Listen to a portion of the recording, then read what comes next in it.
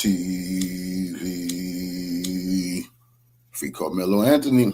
Revolutionary salute. Revolutionary salute. Like, share, subscribe. Welcome to the House of Revolution. You know I'm your humble host. The Yamin of Revolution, the fall of Trump, the surrender of America. Israel is pissed. Benjamin Netanyahu on his head. But before we get into that, y'all be sure to wipe y'all feet. That means hit the like button. You in the House of Revolution. Like, share, subscribe, support the platform, y'all. Well, it's all Trump and America and Israel. Let's get right into the content. Salute. Israel and Lebanon still the primary area in which this whole thing could fall apart and could fall apart very quickly. I actually want to start with B6 here, Bezalel Smotrich coming out and expressing his concerns about the deal. He says the agreement with Iran is bad for Israel and for the entire free world, period. The joint campaign had many achievements in weakening Iran. They will not go to waste. We will have to continue the campaign to topple the regime ourselves and in creative ways, and ensure that Iran will never have nuclear weapons. None of the candidates who see themselves as fit for the premiership would withstand even 10% of the pressure currently being applied to the Israeli government, especially to the one at its head. In Lebanon, we will be tested. This is our war, our fighters, and the immediate security of our northern residents. I will continue to act so that we continue to stand firm on ours and allow the IDF full freedom of action to continue pushing Hezbollah away. Jeremy, what do you make of those comments? I took particular note of the mention that they would continue to try to topple the Iranian regime in, quote, creative ways. Yeah, I mean, I think that's clear, and that's been the policy for a long time, but I think they're going to really escalate those efforts. I mean, Crystal, there's something else interesting here, which is that Iranian officials and analysts that I've been talking to, not just government officials, believe that there is going to be another war, and it's going to be between Iran and Israel. And they said that the focus right now is the issue of decoupling. The Israelis and the United States are trying to decouple Hezbollah from Iran. Trump now has gone in a bit of a different direction because of this reported concession to the Iranians. We'll see how that plays out. And they've enlisted the Lebanese government in this parallel so-called peace process, and they're trying to get the Lebanese army to serve as the kind of domestic enforcer of the campaign to break Hezbollah. And that has all kinds of complicated issues attached to it because of the diversity of Lebanon, the way the system is structured, and the popularity of the resistance right now, particularly among the Shia population of Lebanon. From the Iranian position, and I was told this by an Iranian official in addition to Iranian analysts, the Iranians want to try to accentuate the divisions between the United States and Israel on Lebanon. And they have no illusions that Donald Trump has been this immense backer of these genocidal scorched earth wars. They're clear on that. But they also are very savvy students of American politics, and they understand that there's divisions within the Republican Party.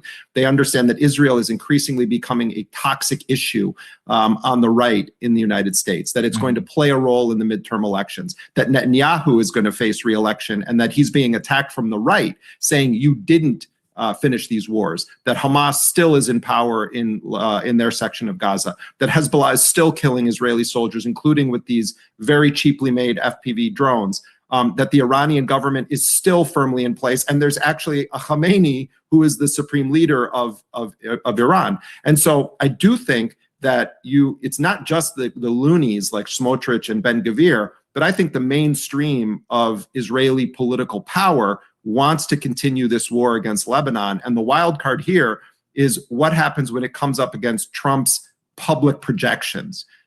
But at the end of the day, no one trusts the Americans. No one trusts Trump. The Iranians are not stupid. In fact, their delegation often is flush with PhDs when ours is flush with last weekend's golf scores. Right. Let's put B7 up here on the screen. Just to your point, here we have Yair Lapid. A tough morning for it. This guy is the leftist, by the way, of Israel. This morning, quote unquote, Israeli citizens are waking up to an agreement between the U.S. and Iran made over Israel's head. In one signature stroke, immense military achievements, secured with the courage of our pilots and the blood of our fighters, has been erased, while Netanyahu stood on the sidelines, weak, ill, isolated, and powerless. He signs an agreement that funnels billions to the Ayatollah's regime, leaves the nuclear structure intact, preserves the ballistic missile threat as is, throws a lifeline to the murderous regime in Tehran.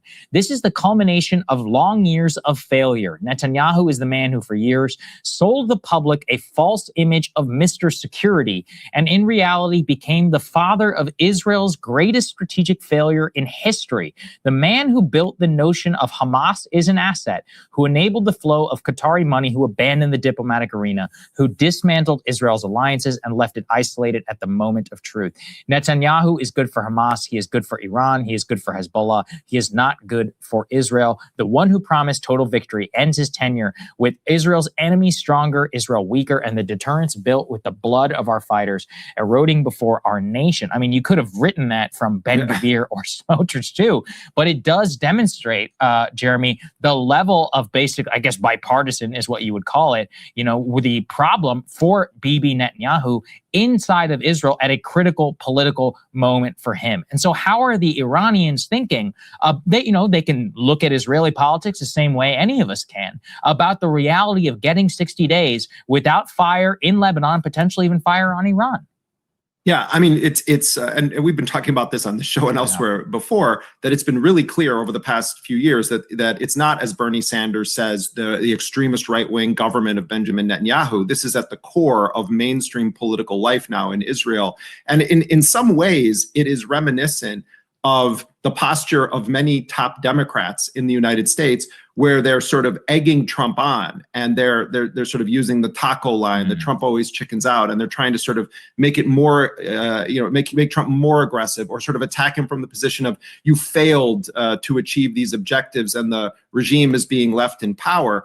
There are ways in which that also is kind of a common dynamic within the institutional Democratic Party, who very much actually wanted a war against Iran, and they were happy to have Trump do it because the odds of it becoming a disaster could be beneficial to the American Democratic Party's political future at the midterm elections. But again, my understanding is that many Iranian officials, many leaders of Hezbollah, do not view this as the potential end of the war. They view it as a phase where the crossroads is going to be, how much more deeply does the United States get involved with what is ultimately going to be a war on the part of Iran, Hezbollah, potentially a broader axis of resistance against Israel as the Israelis start to ratchet up their covert operations inside of Iran. Tests are going to be all over the place in the next week or so, because the Israelis clearly want to undermine this. Trump apparently told them he's going to stop this. I doubt it. I think it's going to be really tough. And then the ball is in Iran's court. Do we say no nuclear negotiations unless the scorched earth bombing or siege of Lebanon stops? That really, in a lot of ways, is going to be the massive question looming over this for the coming days. Yeah, as it has been the whole time. Just to give a broader sense of how this is landing with the Israeli public, not just the political class, we can put B3 up on the screen. These were some Telegram comments that were pulled by Middle Eastern analyst Sina Tusi. Among some of the choice quotes here from ordinary Israelis on Telegram: God will curse Trump. The first war in Israel's history that we lost. We have to admit the facts. Iranians taught America a lesson. I think that's probably true. Hopefully in 10 years, we won't be dependent on American idiots. And then to turn to the American domestic political context, because we have plenty of influential pundits in our own country who seem to put the interests of Israel above virtually anything else. One of them being Mark Levin, who's been very influential with the White House. Trump has tweeted out multiple times, hey, you got to watch what this guy Mark Levin is saying because he's right on target. Let's go ahead and take a listen here to B1 and his immediate reaction last night to what we knew of the deal. And when Israel is forced to defend itself, including preemptively against Hezbollah in Lebanon, and remember, they're not at war with Lebanon. They have a peace deal with Lebanon. They've never been at war with Lebanon. And it is said to be in violation of the deal. We saw this play out earlier, providing the Iranian regime with a strategic opportunity to attack Israel, claiming it's defending its ally and that Israel violated the deal. What then? Will Israel become a pariah? And will it be admonished? Iran a step on Israel. Iran's counting on it, and so is Hezbollah. Hezbollah must not be in the deal. It must not, and that must be very clear. But to me, and at this stage, it's not very clear, despite some of the language that's been put out in anonymous briefings of certain media by administration officials. Let's also put Lindsey Graham up on the screen because I thought his response was also very interesting. You know, in the American political context, Jeremy, mostly I've seen the neocons sort of reluctant to directly really criticize Trump, especially since the American side has not released all of the details of the deal from their perspective. So in any case, Lindsey Graham here says, I'm pleased to hear the memorandum of understanding with Iran to allow the Strait of Hormuz to open has been agreed to. I'll be watching closely the ensuing negotiations regarding Iran's nuclear program and other matters. I'm somewhat concerned that Iran's view of the agreement seems different than what the American negotiating team is claiming. Under our law, any nuclear deal with Iran will be sent to Congress for review and a vote. So Congress didn't get a say on going to war, but apparently peace Congress has to approve. I look forward to reviewing the final product, and I believe it is imperative that the architect of the deal, Vice President Vance, and his negotiating partners be part of the process in presenting the final deal to Congress. Congratulations to all in getting us to this point. Time will tell. That piece about J.D. Vance to me is very significant because it seems like it's Lindsey Graham trying to position himself to be very critical of the deal without having to criticize Trump directly. He can blame, J.D. Vance, the negotiating team. They screwed this whole thing up. If it was Trump at that negotiating table, man, we had an art of the deal and regime change and all the things that we all would have, that, you know, he personally would have wanted.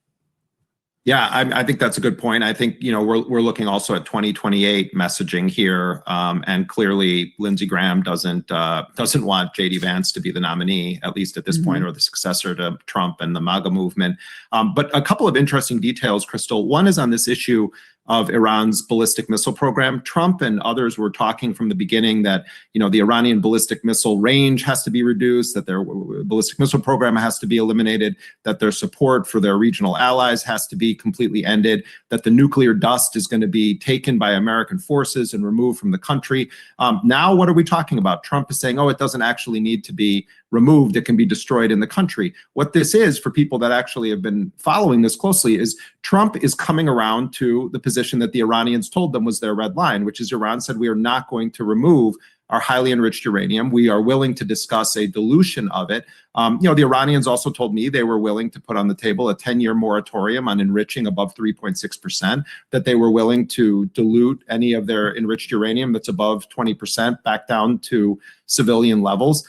They said that they were coming in with a flexibility. It was Trump that laid out all of these things. The regime is going to be overthrown. The people are going to rise up. We're going to get rid of all their ballistic missiles. They're not going to have a drone program anymore. We're going to come in and U.S. soldiers are going to retrieve the nuclear dust. Now what we're talking about is going back to sort of the discussions that were existing as of February 27th, the day before Trump and Netanyahu launched this war. The big scandal here in perpetuity should remain that Donald Trump chose this war, that he did so not only at great economic cost to the world, not only because it humiliated the United States, but also because the deal that he's going to get in the end potentially is going to be worse than the terms the Iranians were putting on the table for the year basically leading up to this war. And really, if we had an actual aggressive Congress where you actually had Republicans willing to take on the president, this is an epic scandal, what has happened, because what we've seen over the past 100 days is a complete and total unnecessary war that was counterproductive, that in the end makes Americans less safe also, because it shows the world that there's this gratuitous violence that the U.S. will just unleash, that Israel seems to be in control of a large portion of our decision-making, and that the president of the United States humiliated the highest office in the land and wasn't even able to get a deal that was better than the terms that the other side was putting on the table before you went and launched a 100-day military, economic, and diplomatic war. It's scandalous. Jeremy, one last. Let's just hold that for after the deal's done. Then we can see. Then let's all be honest. After the deal's done, in the interim, he's the greatest president of all. We can say We're very glad that perhaps potentially there is a deal to end this disaster, but that it's been a disaster. But one last question for you, Jeremy. Why did Iran choose to make Lebanon so central and we hear nothing about Gaza? Well, I mean, that's a question that many Palestinians have asked me. I also discussed this the other day with Hassan Ahmadian, who's one of the most well-known Iran analysts. And, you know, the answers that I've been given when I've talked to Iranian officials about this, I just as someone who's really immersed in covering Gaza, I found them to be unsatisfying answers, but I understand them. Iran says that that this is more complicated than Lebanon because the Palestinian factions signed an agreement with Trump and with Israel, that there's a United Nations Security Council resolution that is governing the so-called Board of Peace, that there is a separate track of negotiations that is happening between the Palestinians and the Israelis via the Board of Peace. Yes, the Iranians are watching and they are extremely opposed to this and say that they're in solidarity with the Palestinians of Gaza, but they're saying that it would require an entire separate diplomatic track and that they don't have the leverage to also put Gaza and the war under its umbrella. And one Iranian official said to me, so if we were to start doing this, what do we say about illegal settlements? What do we say about the siege and the forced displacement in the occupied West Bank? It's not that we don't want to do this. It's that in order to do that, it requires a whole other front. And what they're saying is we're going to get to that, but Hezbollah actively entered the war front on March 2nd by attacking Israel in response to the aggression against Iran. And also the myth of Iran being the kind of primary backer of Hamas, it's just false that Iran is somehow some puppet master controlling Hamas. Hamas and Hezbollah have a very different relationship to Iran. I think the Iranians also came to a point where they felt like this was D-Day. And if they didn't draw a red line in defending and having a joint front with Hezbollah and the southern resistance in Lebanon, that they were essentially ceding that territory in perpetuity to the Israelis. The situation with the Palestinians in Gaza is unspeakably horrifying. Just one statistic for you. Israel has killed more Palestinians since the October ceasefire was signed than Israeli civilians that were killed on October 7th. Think about that for a moment. The Israelis have killed more Palestinians, approximately 1,000, in Gaza since the ceasefire was signed last October than civilians who died in Israel in the Hamas-led attacks on October 7th, 2023. When you look at that and then you say, oh, we're making a deal with Donald Trump, the world looks very different. So I think that's why everyone's very suspicious about this. That's a really, really important point there. And it is, you know, if anything, it at least dispels this myth that Hamas is 100%, you know, Iran controlled. Because if it was, then they would be drawing a lot more red lines around that than they did around Lebanon, which genuinely does make a lot of sense. Thank you so much for your analysis and all the work that you guys are doing, Jeremy. We rely on you so totally to actually get the truth about what's going on. And keep us updated on Iran's view of Trump's psychology, because the audience seem to really appreciate that. All right. Take care. And thank you guys for your continuing great work. Thanks, man. Hey, if you like that video, hit the like button.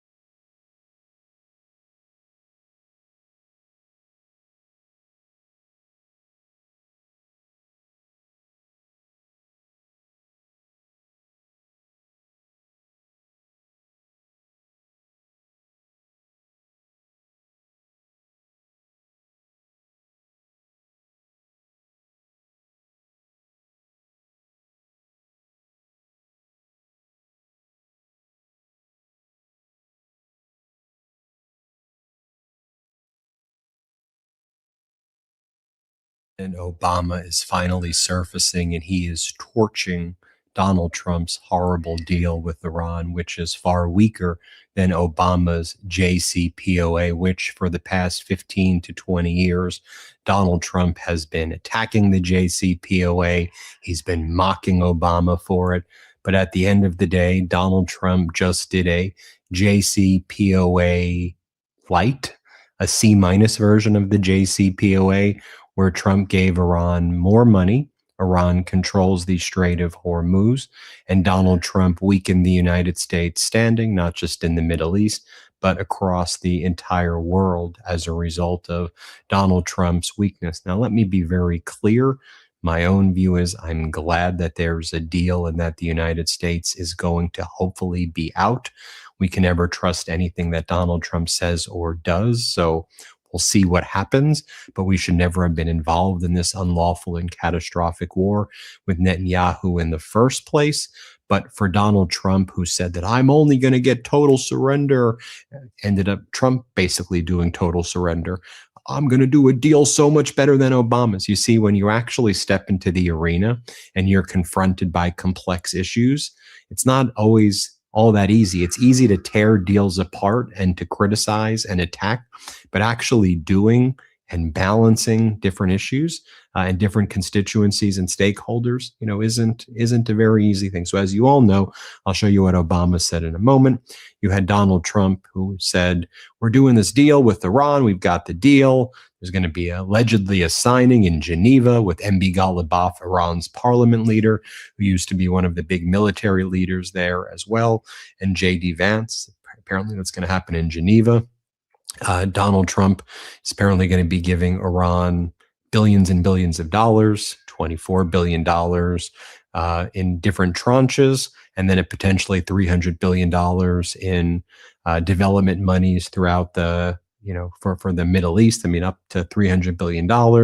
Also, Donald Trump's like, we're going to get all the nuclear dust and all the material. No, what Donald Trump actually told the New York Times is that Iran will be permitted to enrich at low levels, not that all the material is going to be taken away. He said, it's at a level that can never be used by the Iran military. And Donald Trump said, but yeah, that's what was in the JCPOA.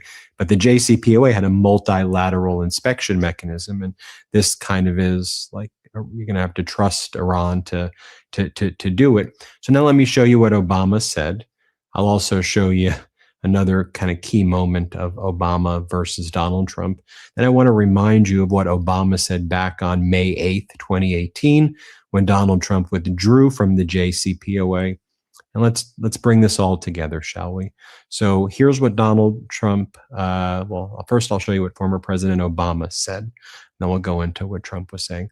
Here's what former President Obama told ABC about, how all of this is a reminder that, foreign policy problems can be complex.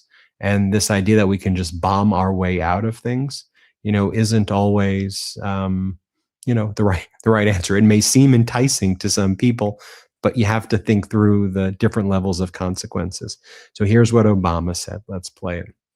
It is doubtful that any agreement that arises is going to be significantly different or a significant improvement from the deal that we had in the first place and had worked for a long stretch of time before the United States pulled out of it. So I'm hopeful that bombing stops and ordinary people are no longer suffering as a consequence of the war.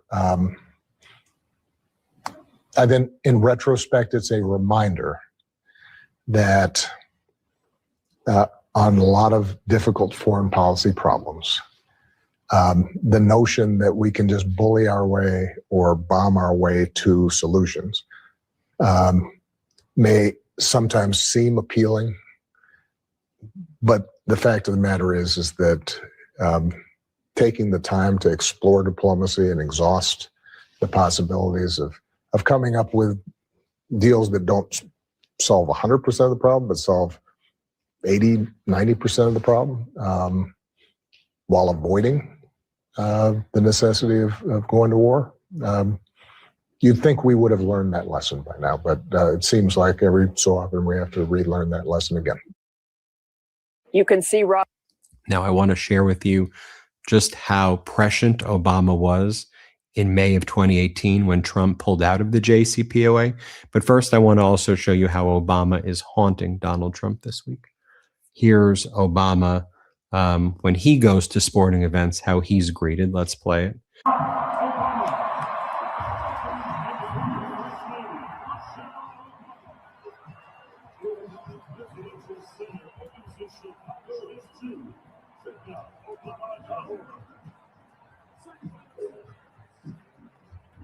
Now contrast that to when Donald Trump went to the only game in the finals where the Knicks lost, how Donald Trump was greeted, so you can see for yourself. Then let's dig into the JCPOA, but let's just play this clip so you can see the contrast. Let's play it.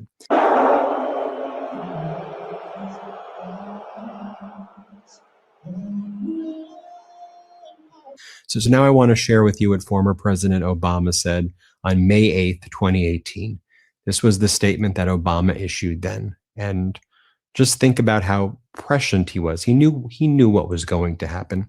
Here's what Obama writes when Donald Trump, during Trump's first term, pulled out of the non-nuclear deal with Iran. Obama wrote, "There are a few issues more important to the security of the United States than the potential spread of nuclear weapons or the potential for even more destructive war in the Middle East. That's why the United States negotiated the Joint Comprehensive Plan of Action, JPOA, in the first place. The reality is clear. The JCPOA is working. That is the view shared by European allies, independent experts, and the current U.S. Secretary of Defense." It was Mattis at that time, I believe. "The JCPOA is in America's interest. It has significantly rolled back Iran's nuclear program, and the JCPOA is a model for what diplomacy can accomplish. Its inspections and verification regime is precisely what the United States should be working to put in place with North Korea. Indeed, at a time when we are all rooting for diplomacy with North Korea to succeed, walking away from the JCPOA risks losing a deal that accomplishes with Iran the very outcome that we are pursuing with the North Koreans." I pause there because you see, Donald Trump then allowed Kim Jong-un to get nuclear weapons. People don't talk about that enough. Donald Trump's back and forth love letters with Kim Jong-un ultimately resulted in Kim Jong-un getting nuclear weapons, and Trump withdrawing from the JCPOA in 2018 taught North Korea the lesson: we've got to rush to, one, delay, buy time, and then let's get a nuclear weapon. And then that's exactly what Kim Jong-un did. That is why today's announcement by Trump is so misguided. Again, this was May 8th, 2018. Walking away from the JCPOA turns our back on America's closest allies and an agreement that our country's leading diplomats, scientists, and intelligence professionals negotiated. In a democracy, there will always be changes in policies and priorities from one administration to the next, but the consistent flouting of agreements that our country is a party to risks eroding America's credibility and puts us at odds with the world's major powers. Debates in our country should be informed by facts, especially debates that have proven to be divisive. So it's important to review several facts about the JCPOA. First, the JCPOA was not just an agreement between my administration and the Iranian government. After years of building an international coalition that could impose crippling sanctions on Iran, we reached the JCPOA together with the United Kingdom, France, Germany, the European Union, Russia, China, and Iran. It is a multilateral arms control deal, unanimously. Salute, little brother. Hit me on my Instagram. I can't message you because you gotta accept me. So go accept me on Instagram, little brother. I sent you something yesterday. We're gonna keep that rolling. We appreciate what you've done. Long live Flipper. Hit me on my Instagram, little brother, and we're gonna chop it up. Endorsed by the United Nations Security Council resolution. Second, the JCPOA has worked in rolling back Iran's nuclear program. For decades, Iran has steadily advanced its nuclear program, approaching the point where they could rapidly produce enough fissile material to build a bomb. The JCPOA put a lid on the breakout capacity. Since the JCPOA was implemented, Iran has destroyed the core of a reactor that could have produced weapons-grade plutonium, removed 2/3 of its centrifuges, over 13,000, and placed them under international monitoring, and eliminated 97% of its stockpile of enriched uranium, the raw materials necessary for a bomb. So by any measure, the JCPOA has imposed strict limitations on Iran's nuclear program and achieved real results. Third, the JCPOA does not rely on trust. It is rooted in the most far-reaching inspections and verification regime ever negotiated in an arms control deal. Iran's nuclear facilities are strictly monitored. International monitors also have access to Iran's entire nuclear supply chain so that we can catch them if they cheat. Without the JCPOA, the monitoring and inspection regime would go away. Fourth, Iran is complying with the JCPOA. That was not simply the view of my administration. The United States intelligence community has continued to find that Iran is meeting its responsibilities under the deal and has reported as much to Congress. So have our closest allies and the international agency responsible for verifying Iranian compliance, the IAEA, the International Atomic Energy Agency. Fifth, the JCPOA does not expire. The prohibition on Iran ever obtaining nuclear weapons is permanent. Some of the most important and intrusive inspections codified by the JCPOA are permanent. Even as some of the provisions in the JCPOA do become less strict with time, this won't happen until 10, 15, 20, 25 years into the deal. So there's little reason to put those restrictions at risk today. Finally, the JCPOA was never intended to solve all our problems with Iran. We were clear-eyed that Iran engages in destabilizing behavior, including support of terrorism and threats towards Israel and its neighbors, but that's precisely why it was so important that we prevent Iran from obtaining a nuclear weapon. Every aspect of Iranian behavior that is troubling is far more dangerous if their nuclear program is unconstrained. Our ability to confront Iran's destabilizing behavior and to sustain a unity of purpose is strengthened with the JCPOA and weakened without it. Because of these facts, I believe the decision to put the JCPOA at risk without any Iranian violation of the deal is a serious mistake. Without the JCPOA, the United States could eventually be left with a losing choice between a nuclear-armed Iran or another war in the Middle East. We all know the dangers of Iran obtaining a nuclear weapon. It could embolden an already dangerous regime, threaten our friends with destruction, pose unacceptable dangers to America's own security, and trigger an arms race in the world's most dangerous region. If the constraints on Iran's nuclear program under the JCPOA are lost, we could be hastening the day when we are faced with the choice between living with that threat or going to war to prevent it. In a dangerous world, America must be able to rely in part on strong principled diplomacy to secure our country. We have been safer in the years since we achieved the JCPOA, thanks in part to the work of our diplomats, many members of Congress, and our allies. Going forward, I hope that Americans continue to speak out in support of that kind of strong, principled, fact-based, and unifying leadership that can best secure our country and uphold our responsibilities around the world. Now, I'm sorry if it took me a long time to read that, but I think every one of those words was very important, especially as you reflect back on it now in 2026.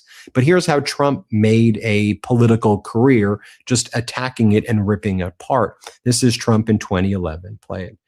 Our president will start a war with Iran because he has absolutely no ability to negotiate. He's weak and he's ineffective. So the only way he figures that he's going to get reelected, and as sure as you're sitting there, is to start a war with Iran. Now, I'm more militant and more militaristic than the president. I believe in strength. But to start a war in order to get elected, and I believe that's going to happen, would be an out. This was Trump again in 2011. Let's play this clip. I can tell you that right now. But, you know, you can use that military. They are in big trouble. You know, Saddam Hussein totally outplayed his hand. He overplayed his hand. Gaddafi overplayed his hand. They see that in Iran, and you know what? It's going to happen to them unless they come to the table. And if you had the right leader, you would have them at the table right now without having to waste lives and billions of dollars. All right. So assume that we did have them at the table. What in the world do you think it is that we could offer them to persuade them, to convince them, to scare them, or whatever it is for Iran to step down on a nuclear weapon development? Survival. It's survival. That's what we offer them. It's pure and simple. A horrible thing to say, it's survival. They won't survive. I mean, they are in deep trouble if they carry it. And you know, I've said before, I think Obama will go to war with Iran because I think he views it as good politically. And that's pretty sad. And it's a pretty sad thing to have to say. But I think he will absolutely go to war with Iran. I think he views that as a positive from a political standpoint. And I think he's just waiting for the right moment. And I think Iran better be damn careful because they are overplaying their hand, just like Gaddafi and just like Saddam Hussein. Ronald Reagan won the Cold War by,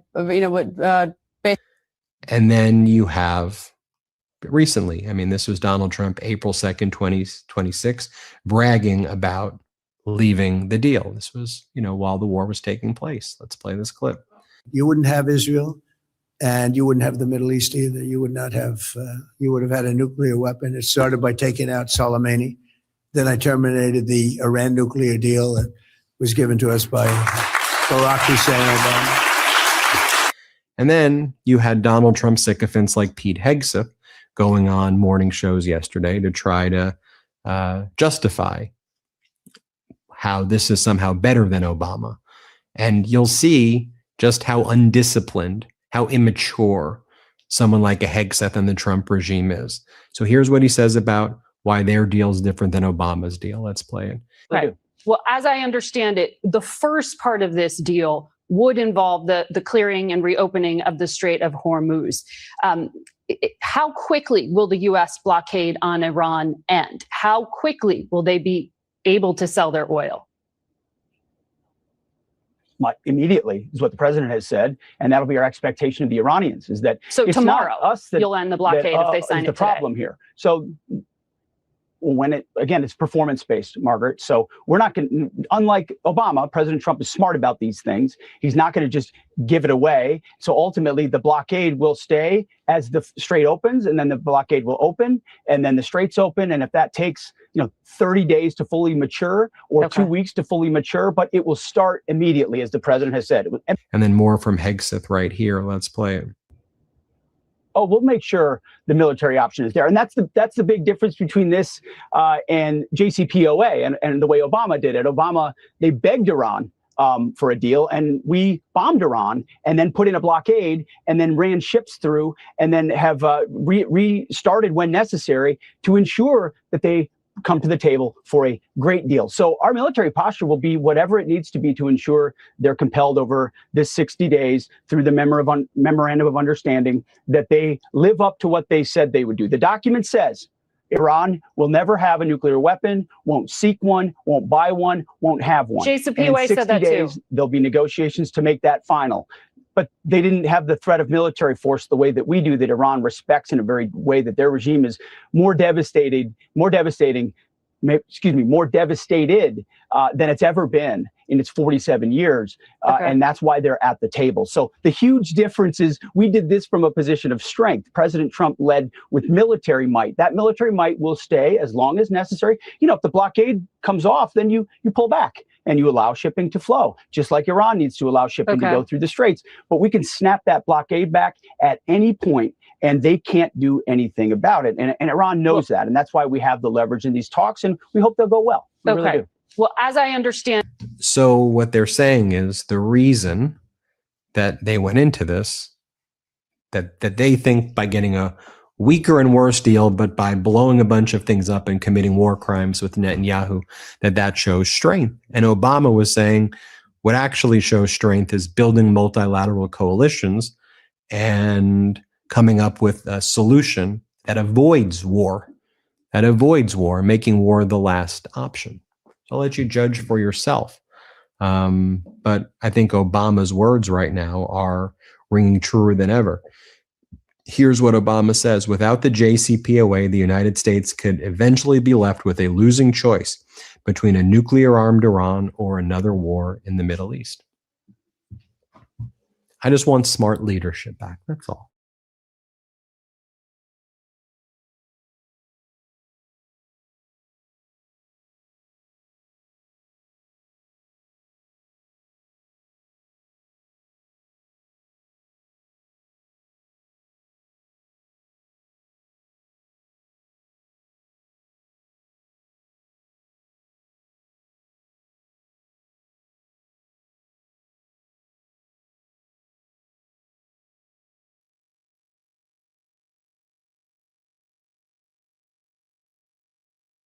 Trump has 24 hours left, and he's out of options and, frankly, totally trapped, regardless of any kind of mediated agreement with Pakistan.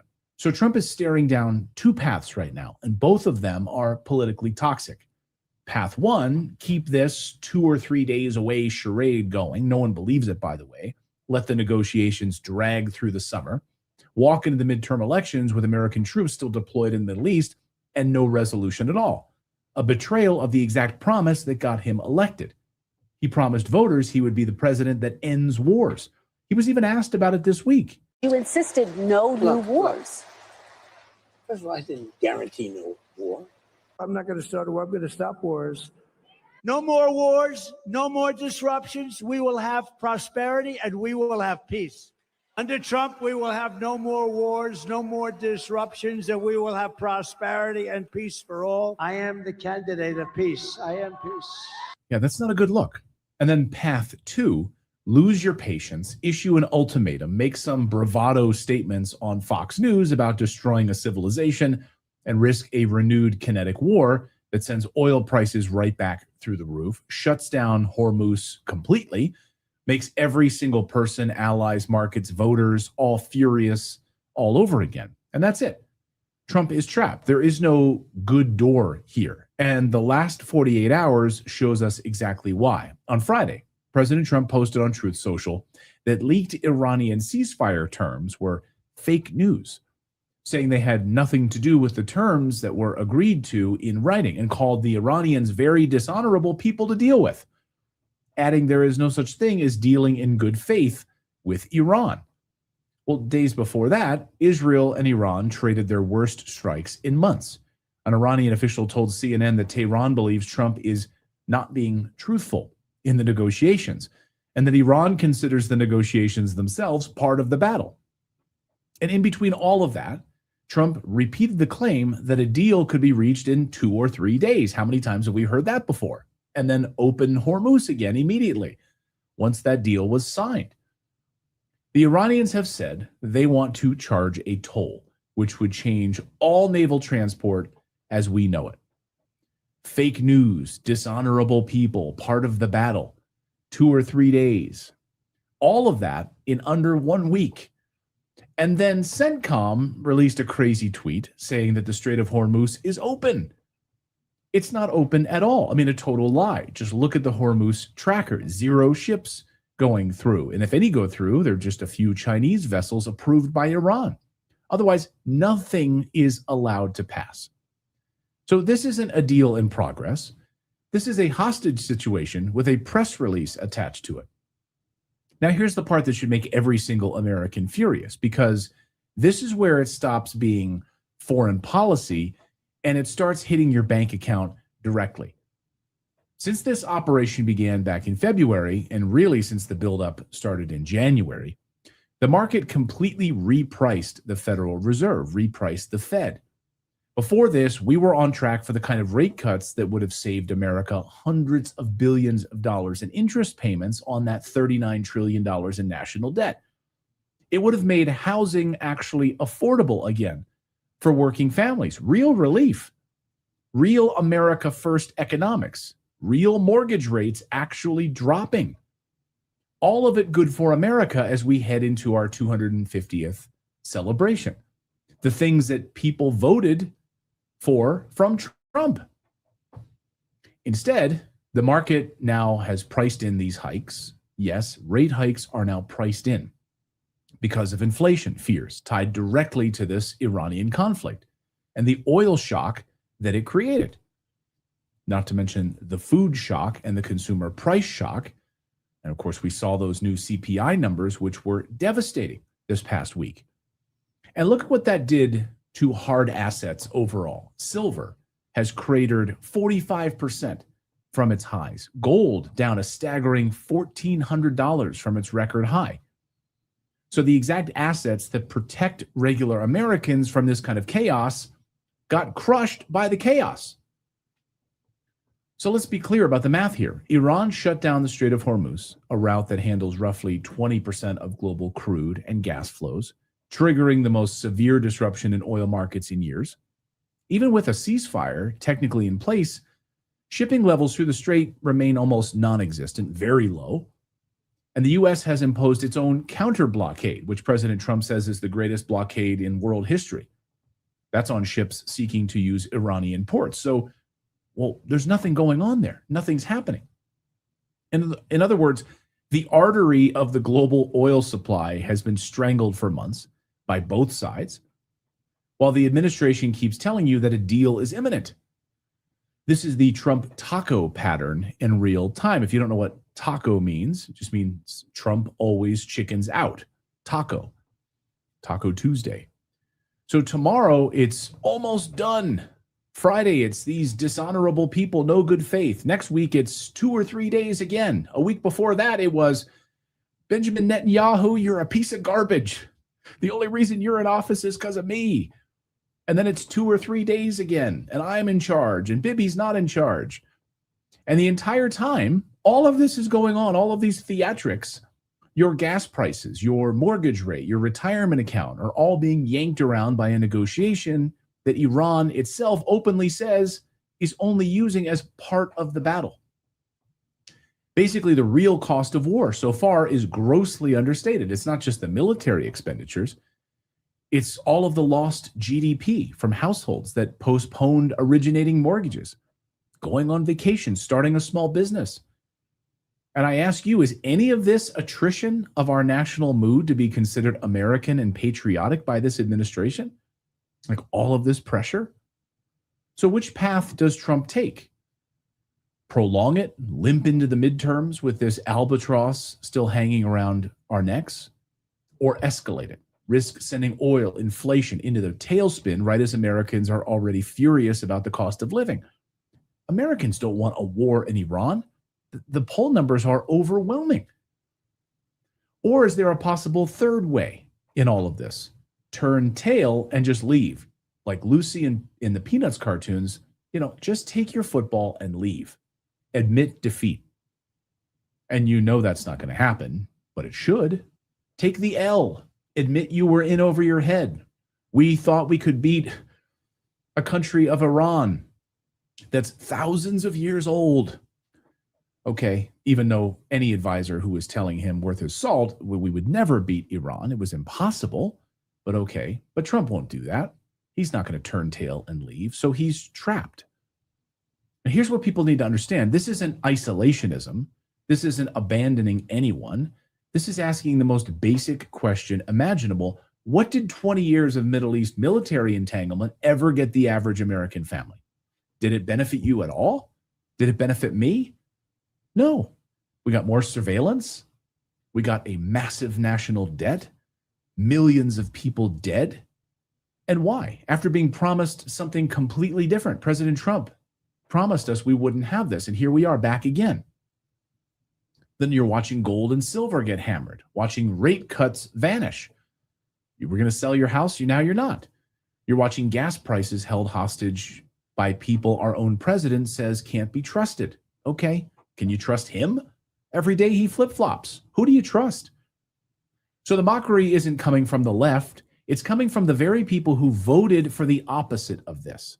People who voted for Trump's promises. No more wars, no more disruptions. We will have prosperity and we will have peace. Yeah, the exact opposite happened. That's what's going on right now. So that's the news update. Now take a look at your screen right here. This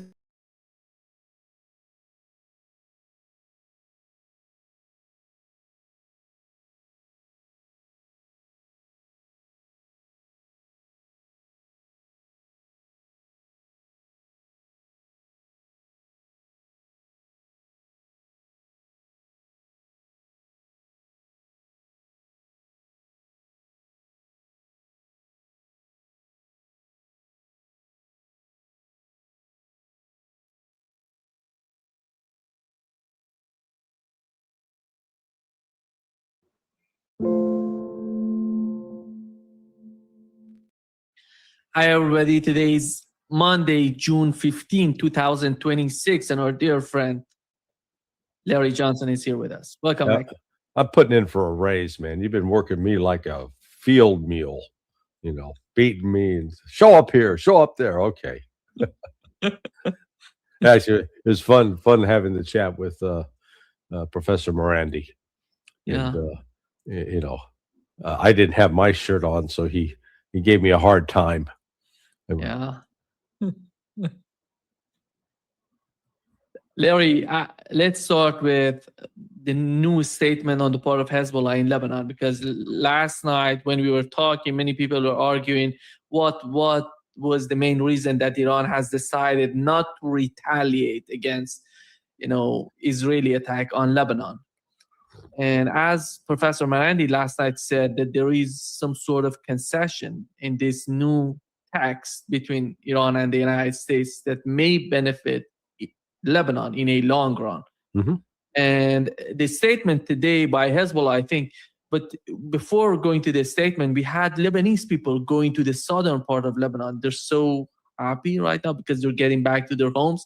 Israelis are still there, but it seems that they cannot do much about it because a huge, crowd is going to the southern part in those cities, in Nabatea, Tyre, and those cities in the southern part of Lebanon, which were bombed by Israelis. But the new statement of Hezbollah, I think what is so important, it says it welcomes the Iran-US agreement and ceasefire. It says Hezbollah congratulates Iran for reaching a memorandum of understanding with the United States. It describes the agreement as a major achievement that has resulted in a comprehensive ceasefire across multiple fronts, including Lebanon. Then talks about the leadership in Iran, the people in Iran, how they sacrificed everything for the acts of resistance, how they helped Lebanon, and to Iranian supreme leader, former Iranian supreme leader, and the new supreme leader, to Iranian president. And they said the support Hezbollah expresses gratitude for Iran's political and strategic support to Lebanon and the resistance movement. It highlights that Iran's resistance, that Lebanon's interests be included in any ceasefire agreement that Iran gonna consider are the concerns on the part of the Hezbollah Lebanese people. And the other point in this is the call for Lebanese unity, which is so important. Hezbollah argues that Lebanon should use the current international and regional support to strengthen its sovereignty. It urges the Lebanese government and political factions to adopt a unified national position. I think what's going on with this term, what's important is the way that Syria, with the new leadership in Syria, the head of HTS is talking about their negotiations, their experience with Israel. We had the Syrian so-called president saying to the Lebanese prime minister that there is no point to negotiate with Israelis. We did that, but nothing positive came out of those negotiations. On the other hand, we had the United States talking about maybe Syria can join Israel in that fight in the southern part of Lebanon, which the Syrian advisor to the president of Syria said, no, we're not going to be part of this. I think that's the point with the case of Lebanese and the different political factions in Lebanon, that they're getting to the point to understand. I think the argument would be they have to understand there is no way to negotiate with the occupier in Lebanon. This is the point that Hezbollah is mentioning this. And the other points and the goal of the future, it says the complete liberation of Lebanese territory, return of Lebanese prisoners in Israel, return of displaced residents to their homes in the southern part of Lebanon, reconstruction of areas damaged during the conflict. These are the goals of Hezbollah that were mentioned in this. And this is the whole point, and they're talking about the acts of resistance, how they have to bring everybody together to deal. They know that the conflict is not over, and they don't want to be too much optimistic about what's going on, but this is the new reality. There is some sort of MOU happening between the two sides, which maybe Hezbollah would benefit and Lebanon would benefit, maybe Iran and the United States would benefit from that. This is the understanding on the part of Hezbollah, Larry. And I think there is a good coordination between Iran and Lebanon in terms of understanding what's at stake right now and what will be the future, and what are the challenges considering the occupation of Lebanon, Israeli occupation of Lebanon. Go ahead and your understanding of the position of Hezbollah. Well, look, think of it this way. When the Lebanese civil war started 51 years ago, the people who were the young activists in that war, they're 75, 80 years old now. Okay, so they're really old people if they survived. And that means that people who are 55 years of age and younger, really, they have no memory. All they've known is civil war. That's all they've known. The invasion of southern Lebanon in 1982, which, initially the Shia welcomed the Israelis, I'm told. And then the Israelis, being the Israelis, certainly, quickly wore out their welcome. But the situation that has changed is during the 1970s, or into the early, let's say the 1980s, Lebanon was very much a pawn. It was a ping pong ball. It was caught between the Israeli efforts to control it, the Bashar Hafez al-Assad, the father of Bashar al-Assad, and his support for Amal played an important role in meddling in the politics of Lebanon. And, there was that, I think back then, the tensions between the Sunnis and the Shia were higher because of, the previous massacre that Hafez al-Assad had carried out. And Israel wasn't quite as, I don't know if you want to say it was as strong back then, but Iran was just, Iran was new. It was just, barely getting on its feet, trying to figure out what to do. It was not, wasn't flush with resources. So where we are right now is, for the first, really the first time since Iran's establishment in 1979, has committed to fighting on behalf and in coordination with Hezbollah. And the Lebanese government is too weak to take on Hezbollah. The Lebanese army, at least 40% of the soldiers are Shia Muslims, with relatives that are tied into Hezbollah. So, that's, there's not a military solution in Lebanon. It's not a matter of saying, okay, we're going to restart the civil war and expand that. So, Israel is once again caught by, thinking that it can militarily change Lebanon, eliminate Hezbollah, not going to happen. Get control of the government of Lebanon, not going to happen. And so I did see a report before coming on with you that the Golani Brigade is withdrawing. They're taking a break. They're going on R&R, but they're essentially withdrawing from Lebanon. So we're starting to see that maybe this MOU that is supposed to be signed on Friday may actually have some teeth to it, because the Iranians affirm that it says immediate and permanent ceasefire, which effectively means Israel's got to pull out of southern Lebanon. And I think that's fully the expectation on the part of Iran and Hezbollah. So if that doesn't happen, then that unravels this agreement right off the start. That's why it doesn't even get it's stillborn. It's dead in the crib, so to speak. So, that's one thing we're monitoring this week, monitoring today. Is there any sign that the Israelis are moving out, or are they continuing to attack?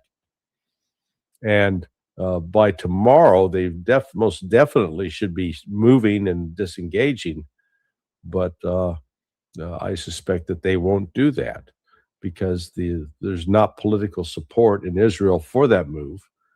And unless Donald Trump really pulls the plug on support for Israel, which is in his, he has the power to do it, but I don't know if he has the political will to do it. I doubt he has the political will to do it. So that's why I call this agreement, this MOU, I call it the IOU MOU. We'll see.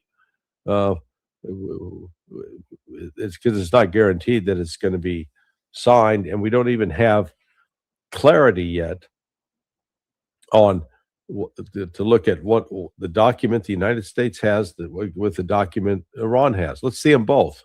Put them out there. Let's compare them side by side, because we're hearing different things from the United States side. As you mentioned, J.D. Vance is saying something completely different than what the Iranian version says. And whether it's, that Iran, U.S. says Iran can't charge tolls. Iran says, hell yes, we're charging tolls. They just don't use the word toll immediately.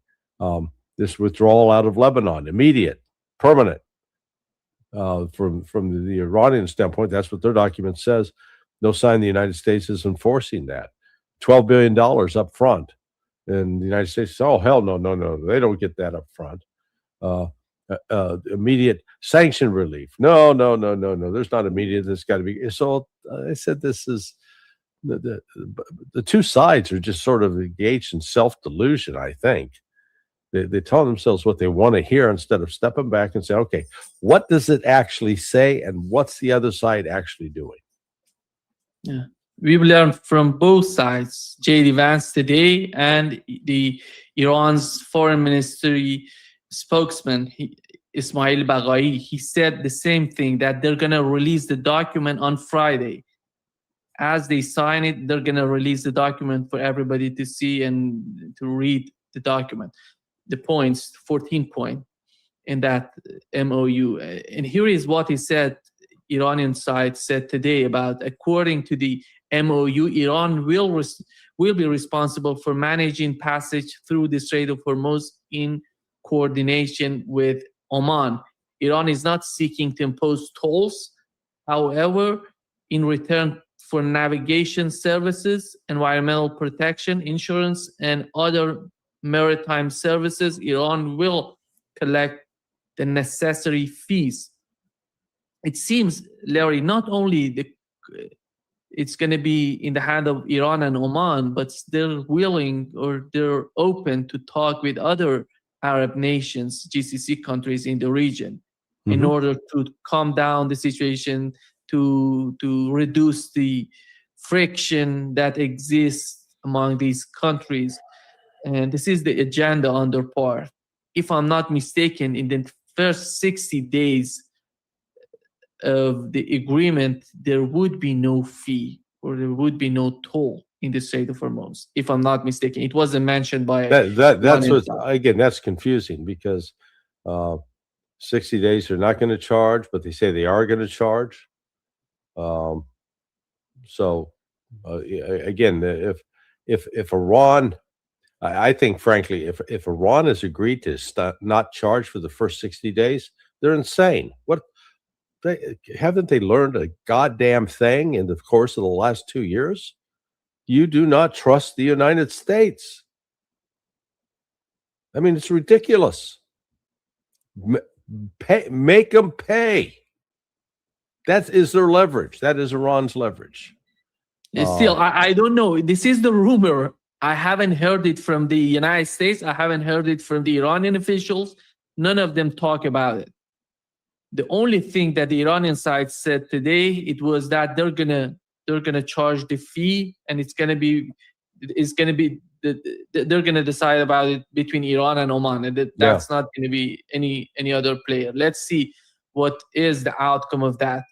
But Larry, we had J.D. Vance talking, with MSNBC. He had an interview on MSNBC. He's talking, the way that he's talking about the deal, he's so optimistic. I don't know where does that come from. He says, we have the connection. We are talking to the reformists, to the hardliners, to the right, to the middle.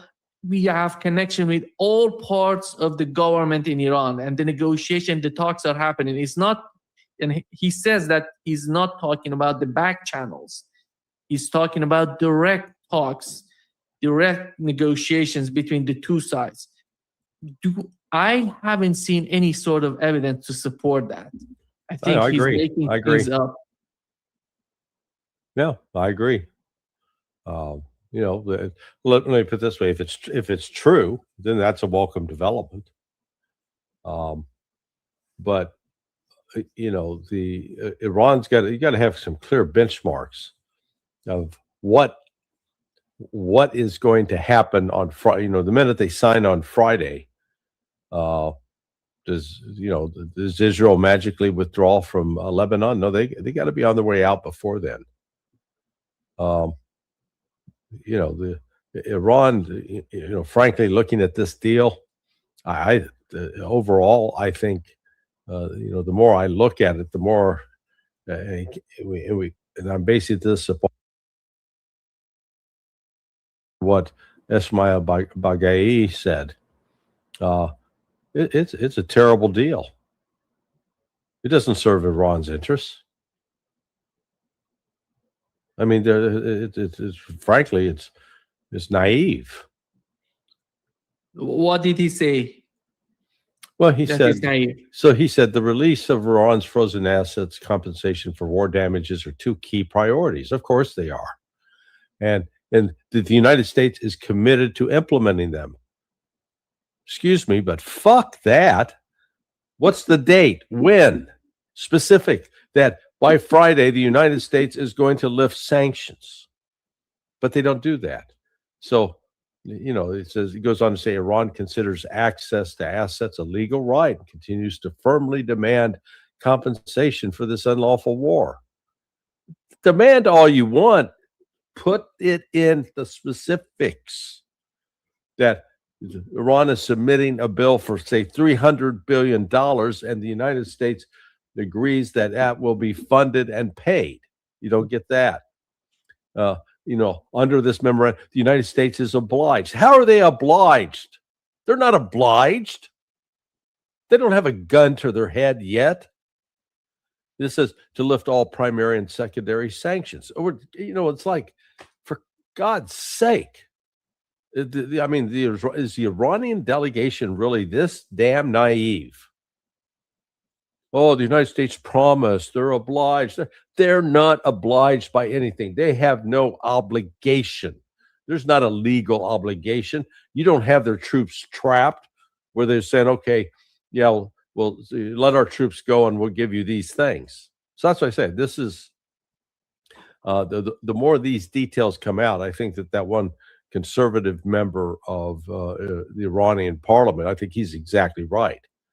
I think, frankly, Arakchi probably ought to be removed from office over this. Yeah. Yet we don't know exactly what's going on in that document, because if you look at what J.D. Vance just moments ago said on CNBC, he said that we don't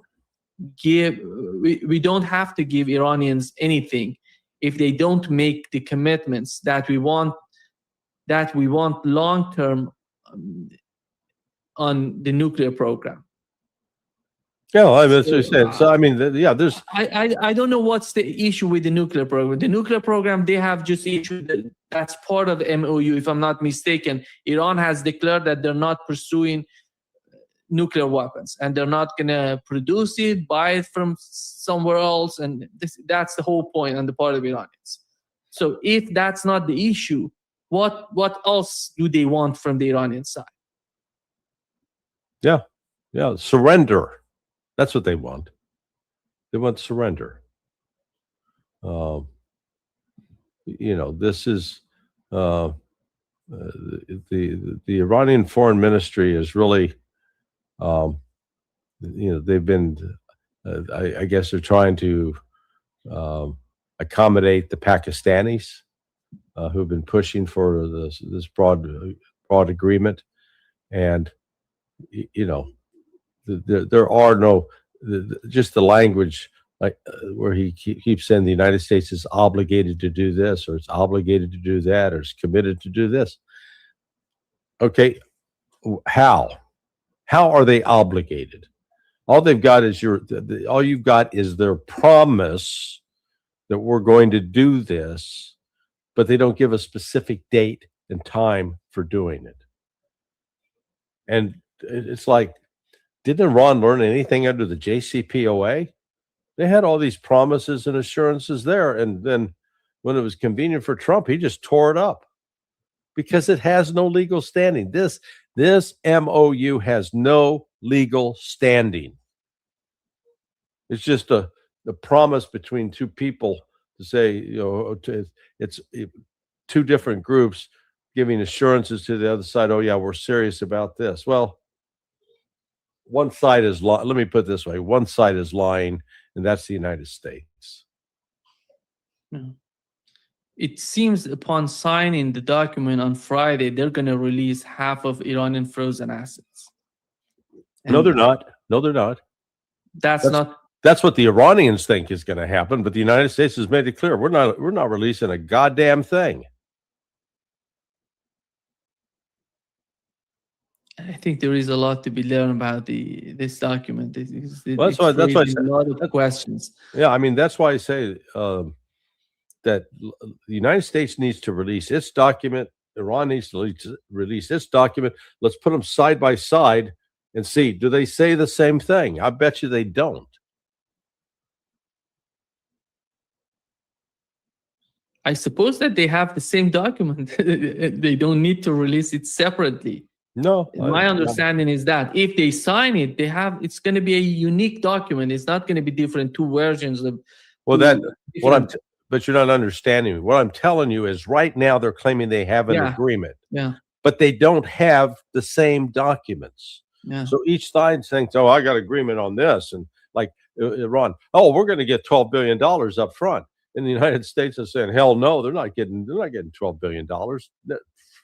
They can go pound sand. That's not going to happen.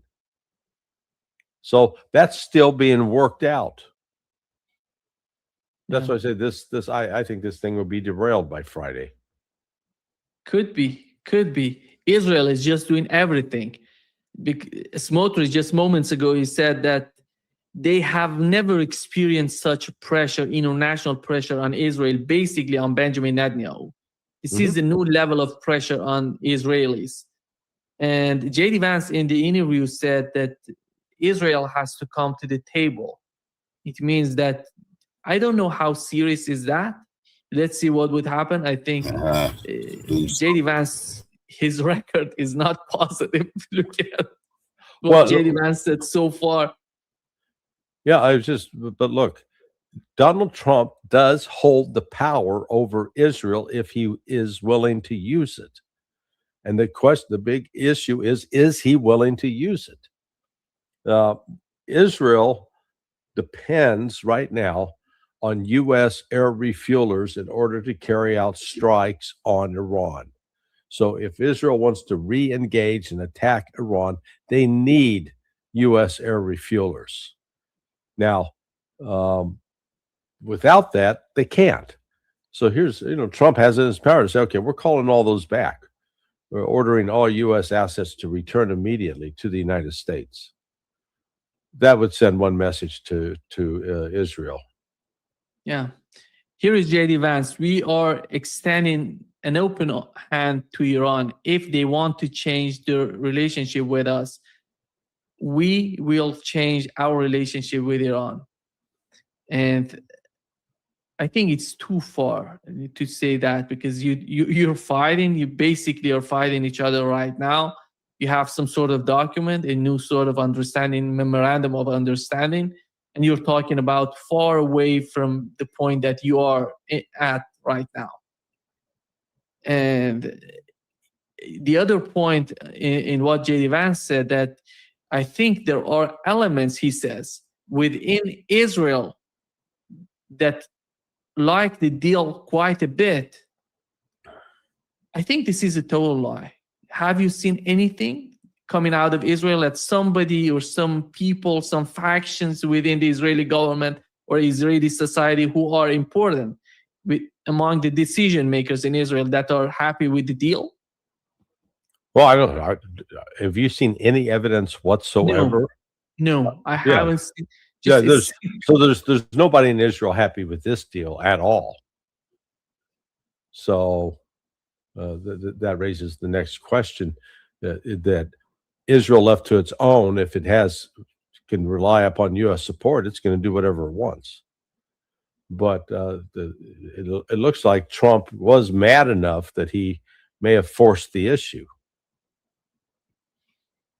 So we'll see. I said, Trump, the Israelis do not have KC-135s. I checked that. I thought they did, and I started researching it last night. I was shocked to discover they don't.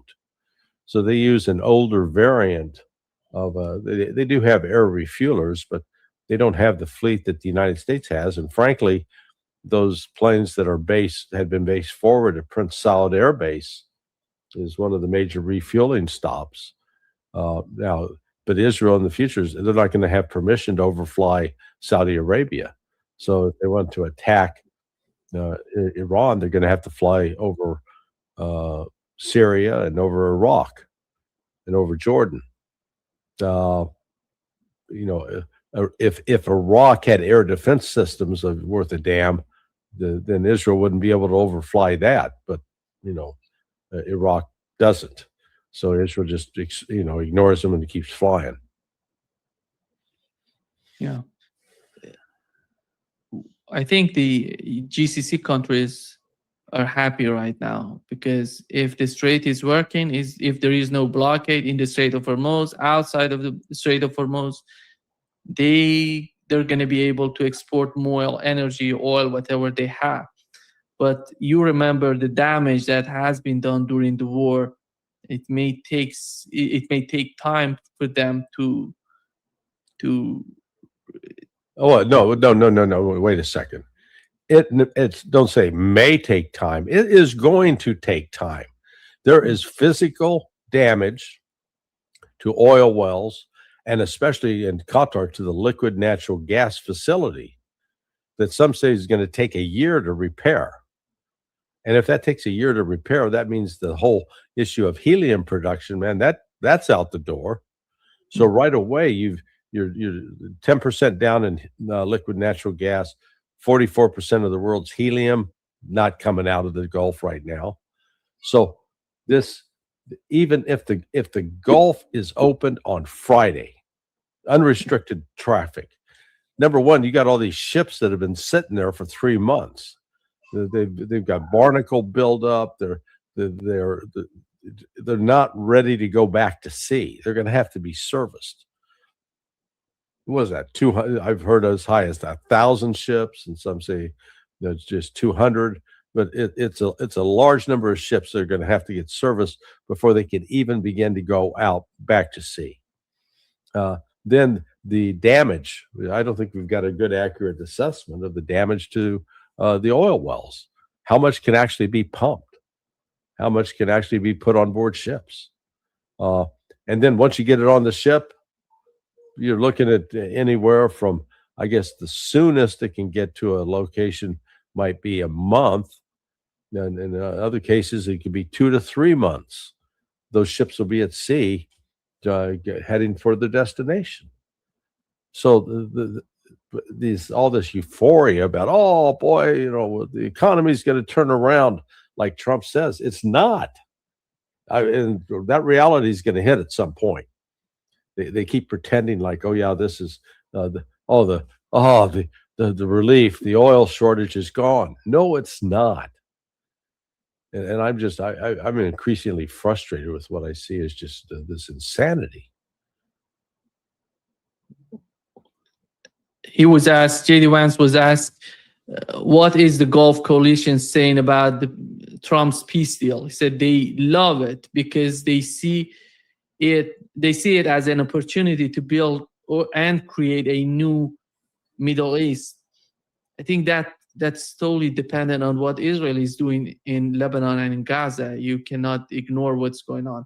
Do you think, Larry, you've mentioned the limitations of the Israelis if they decide to attack Iran with the refueling tankers, all of that complexity, not only the offensive part, but in terms of their defensive, their capability, air defense system, they have their their sort of problems.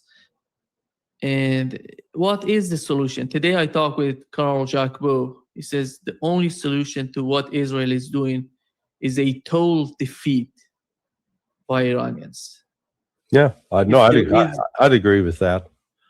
Yeah, there's no halfway mark. Israel's going to have to lose.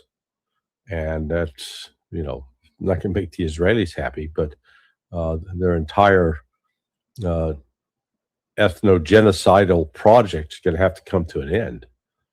Right now the Ben Gvir's and Smotrich attitude to exterminate the Palestinians and anybody else who's not Jewish. That's why they're threatening Turkey. That's not an idle threat either, and that's not coming from Ben Gvir. Good God, it came from was it Naftali, the former, is either Bennett or Naftali, one of those guys. So someone considered somewhat mainstream, threatening Turkey. You can't. This is just crazy talk. You can't make that up. J.D. Vance describes the agreement as, he says, it's fundamentally built around a two-step verification process. We say to the Iranians, you are welcome to have access to an unsanctioned economy. You're welcome to be reinvited into the world economy, but only if you honor the commitments that you make in this agreement. To be honest, I see no commitment in this agreement for Iranians. I don't know, other than Iranian nuclear program, what are the commitments? And because in terms of the Strait of Hormuz, it seems that the Israeli attack on Lebanon and the Iranian response, Iranian retaliation, somehow forced the Trump administration to put that line about the Strait of Hormuz, to put that line about Lebanon in the MOU, as it was mentioned last night by Professor Marandi. That's my understanding. But the commitment that he keeps talking about, it's all about nuclear program. The enrichment, I think zero enrichment is just not the case anymore. They're not going to accept it. And the United States has somehow agreed on. And it's going to be the level of enrichment and the nuclear program. The production of nuclear bombs. That's the whole commitment on the part of Iranians. What else do they want from Iran in terms of commitments? Yeah, no, well, that's why I said we don't know. It's nothing spelled out. Again, Iran has released a document saying, okay, this is what we've agreed to. U.S. hasn't. So until the United States releases a document, all we're doing is, wasting time speculating. We don't know. All we can do is go off we got what J.D. Vance has said. We've got anonymous U.S. government officials saying the exact 180-degree opposite from what Iran is saying. Someone's lying. Real simple. Like Bagheri said, the release of Iran's frozen assets and compensation for war damages are two key economic priorities, and that the U.S. is committed to implementing them. Okay, when? Now, immediately, up front? 60 days from now? 90 days from now? Next year? Yeah, this is where you're going to do this kind of agreement. Spell this stuff out specifically. Who does what and when do they do it? And you get a clear benchmark. So, the United States says, okay, we want you to sign this MOU on Friday, and Iran should say, great. Let's see that $12 billion now. Now, not promise us, we'll get it to you sometime after you sign the agreement on Friday. No. That's not how this works. You've now got to put money in up front. And I think supposedly that was what Iran gained some concessions on that front yesterday, when after the Israeli attack on Dahia, Iran was going to pull the plug on the negotiations. The United States basically bribed them to stay on. Okay, specifically how much money, when is the released, etc. And that we don't know. Smotrich today said that Israel will continue to act with every tool in at its disposal to overthrow the murderous regime in Iran. Do you think that the United States is still there with Israel in terms of regime change, or the United States has changed its mind about the regime change because of the outcome of the war? Well, it doesn't matter what the U.S. mentality is, whether they change their mind or not. The reality is the United States cannot change the regime in Iran. So, whether they believe and want to do it or not, that could be a policy priority. But again, this just highlights the I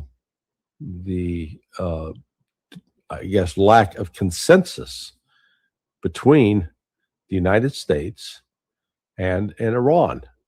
That we've got two different agreements, I think, and they haven't been reconciled yet. Yeah. Ben-Gvir. Here is what Ben-Gvir said moments ago, Larry. A sovereign state is not a subcontractor of any superpower. It's not obliged to agreements that shut down its ability to defend its people.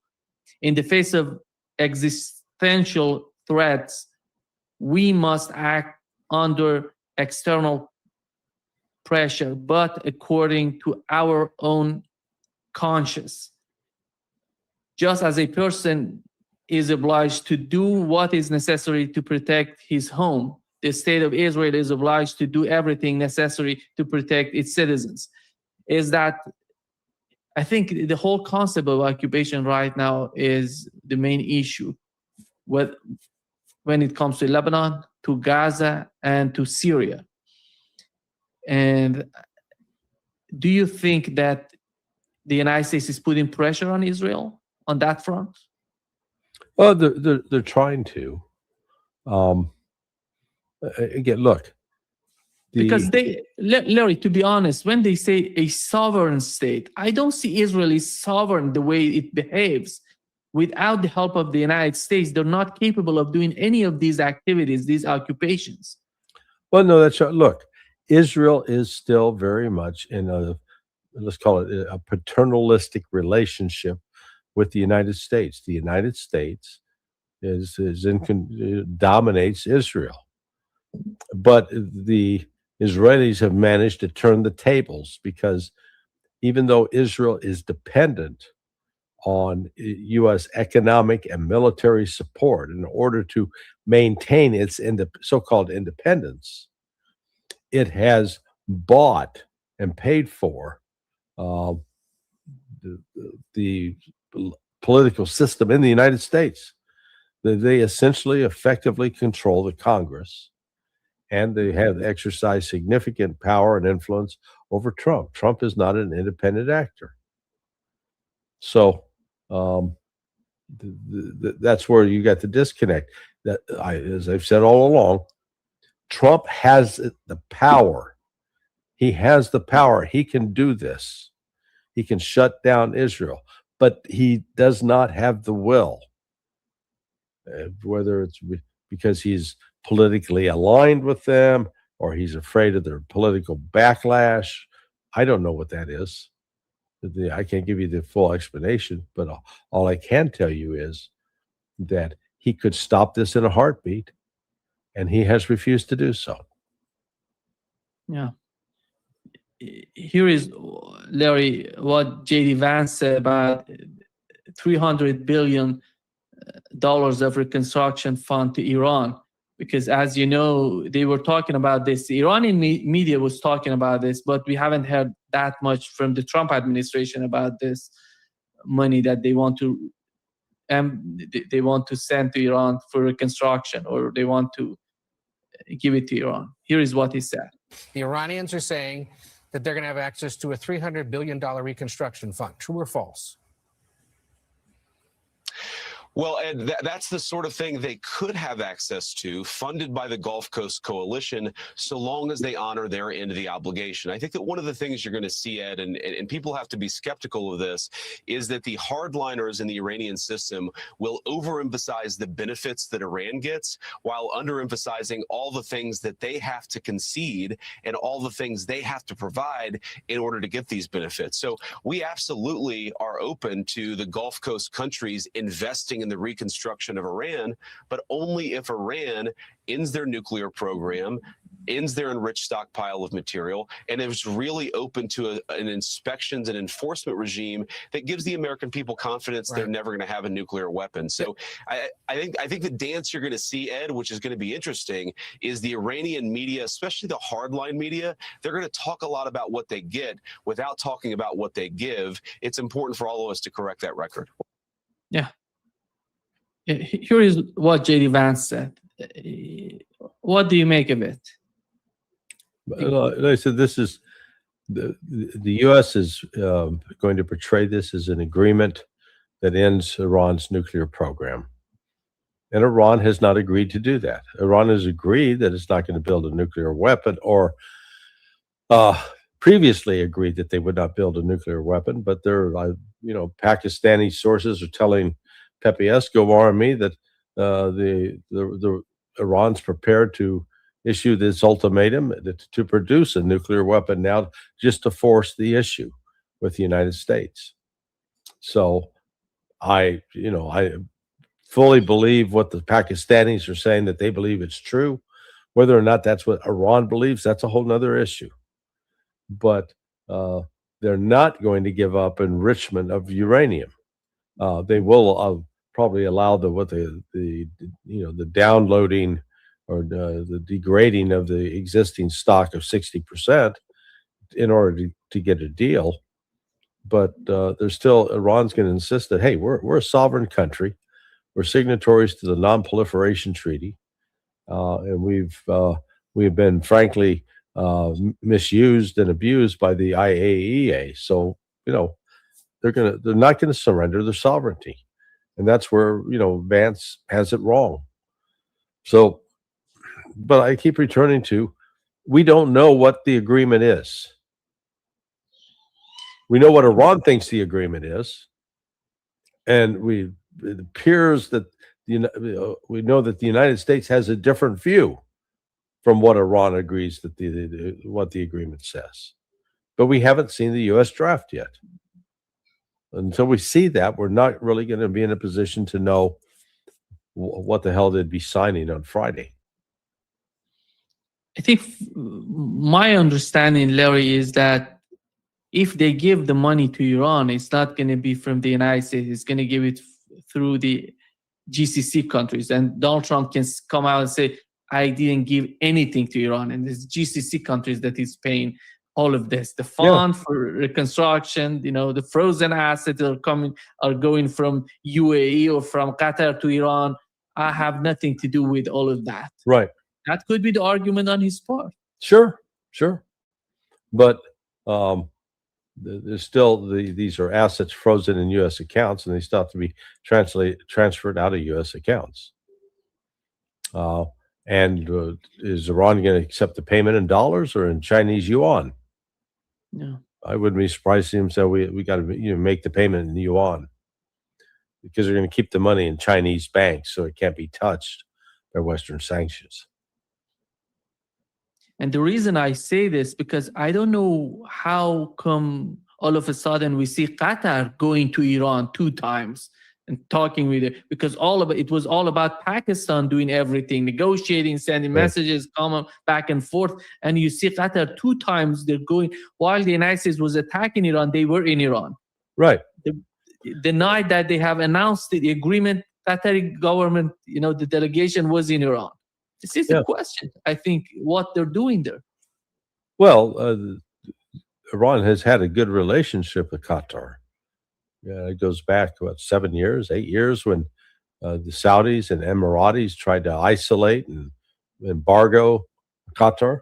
And the one country that provided humanitarian assistance and support was Iran during that time. So And part of Iran's motivation is that the Qataris were willing to provide support and be a mid station for getting aid and armaments and other material aid to Hamas.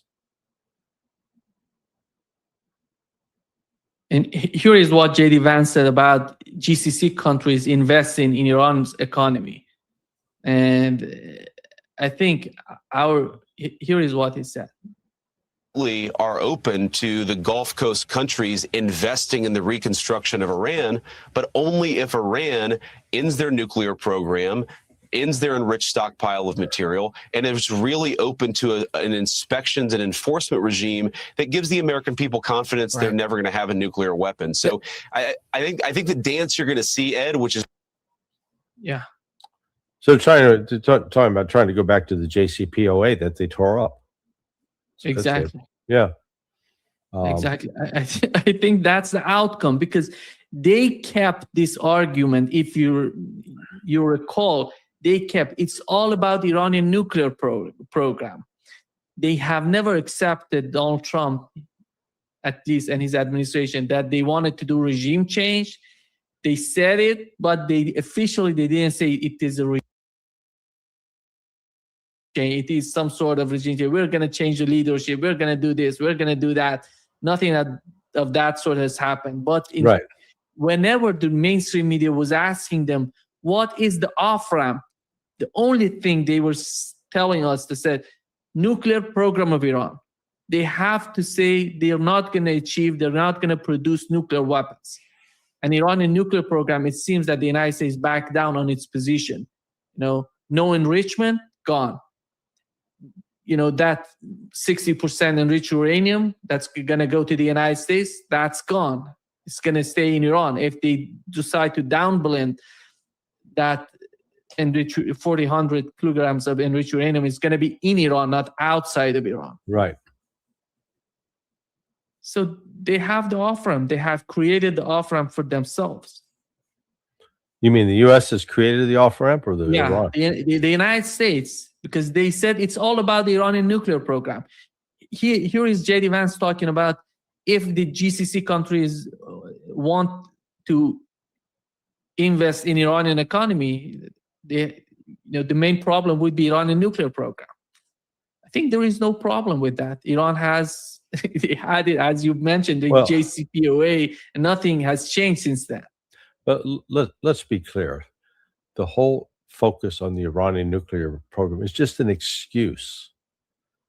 This was not about Iran getting a nuke. That was the excuse, the justification that was used for starting this war, because Iran had been very explicit in his public comments that it was not interested in a nuke. And the only reason it went to the 60% level was to try to compel the West to come back to the negotiating table that ultimately the West walked away from, and Donald Trump tears up the agreement. And France, Germany, and the UK, they don't do what they promised to do. And so Iran, after having made a number of concessions and allowing all these IAEA inspectors in, gets no sanction relief. So this is, like I said, this is just an excuse, and that's where I think, I think Iran needs to do a better job of defining its interests and just asserting, say, hey, this is our interest. This is what we're going to do, and we're not going to be held hostage by the rest of the world. They've got the backing now of Russia and China. And they should play that to the hilt. They've got their economy, I would argue, is more open now. They've got better economic options now than they did 3-4 months ago, by virtue of these relationships with now Russia and China, and the fact that they've got trade routes open in the East. They're not dependent upon selling things out the Persian Gulf. I think the outcome of this war is that all these GCC countries really want to improve the relationship with Iran. Well, yeah, I mean, they've. It depends on the deal. Iran has had diplomatic relations with the Saudis since 2023, so it's been more than 3 years. That was restored, and that's real. they've had a longer relationship with Qatar, and they've even sent they've had the delegation exchange with the United Arab Emirates. So I think the Emiratis are starting to see the writing on the wall that there may be a new sheriff in town, that Iran's position is going to grow stronger, and that of the United States is going to grow weaker. So they're not going to tie themselves necessarily to the United States.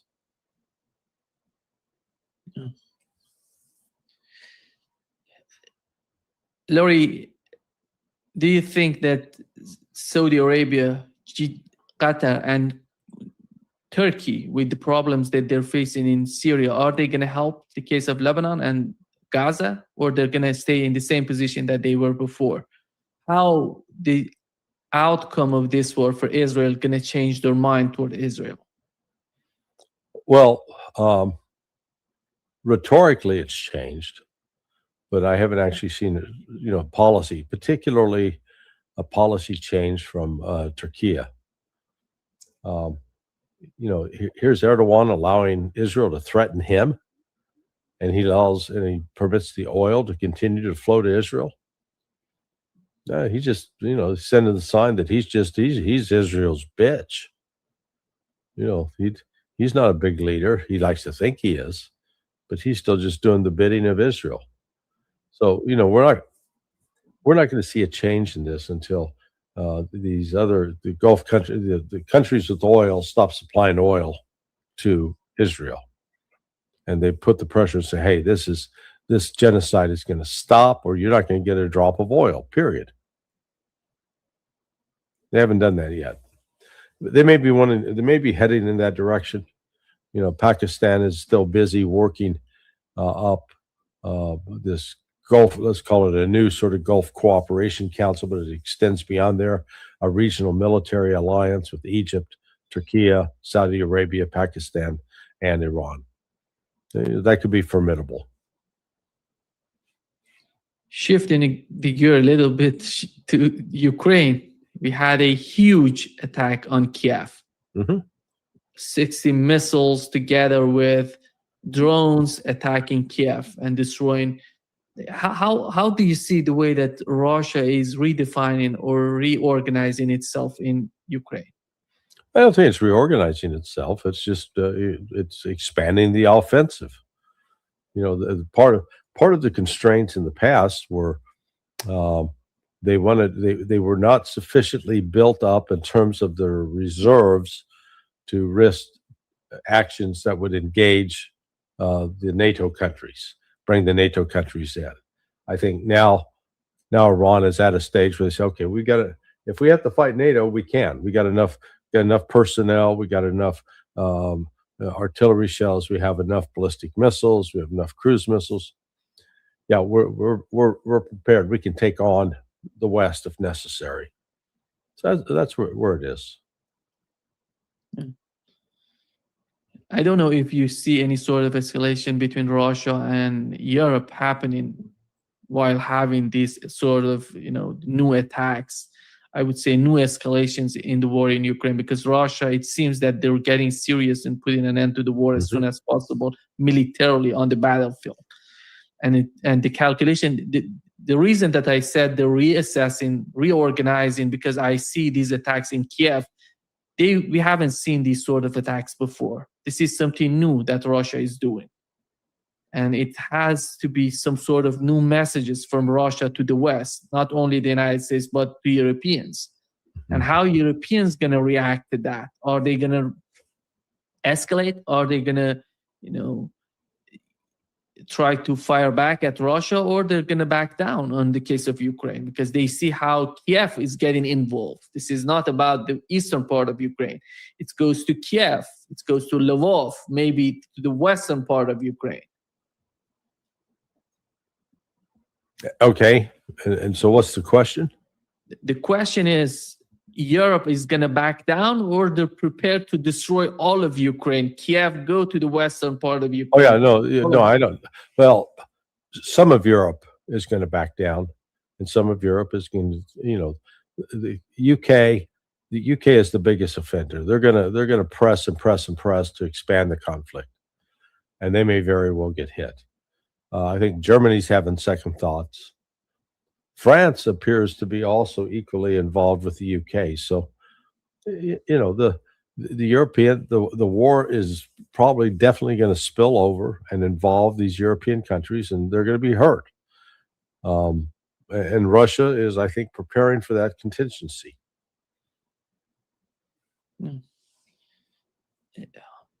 Let's see what would happen. Let's see. On Friday, I think the situation on Friday would decide about, and it's related to the case of Ukraine, in my opinion. And it's gonna, if they could achieve something on Friday, as we were talking about it, and nobody knows what's going on, it's all dependent on Israelis' behavior. Right. Well, we'll be meeting Friday around 10:30 East Coast time, 11:30 Brazil time, and in Europe, it'll be close to 4 late in the afternoon. So the meeting in Geneva should have already taken place by the time we're meeting Friday morning. We'll know. Did it come off or not? Did JD Vance show up, and was there a signing ceremony? And did they, shake hands or exchange pleasantries, or did they basically tell each other to go screw off? Yeah. Thank you. Thank you so much, Larry. All right, my friend. Yeah, let's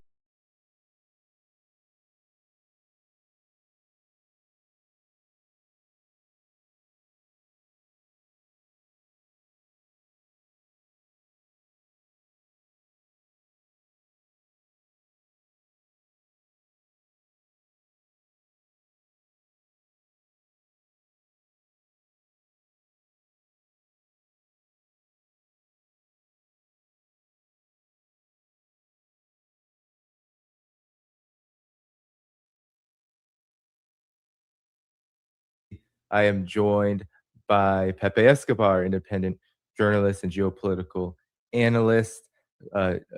Pepe, good to see you again. How are you? Good to see you again, Danny. Congratulations on everything. Greetings to our audience. And I am in hell at the moment because I am in Matostan. Yeah. Well, thank you for joining us from hell, Pepe. We do appreciate your time. Let's get started with the big news, which comes. I'll just outline the scenario that occurred yesterday. We had a flurry of developments. We had Israel striking Beirut, bombing Lebanon, still bombing Lebanon, to be quite honest. But in this strike on Lebanon, Iran said that it was going to retaliate.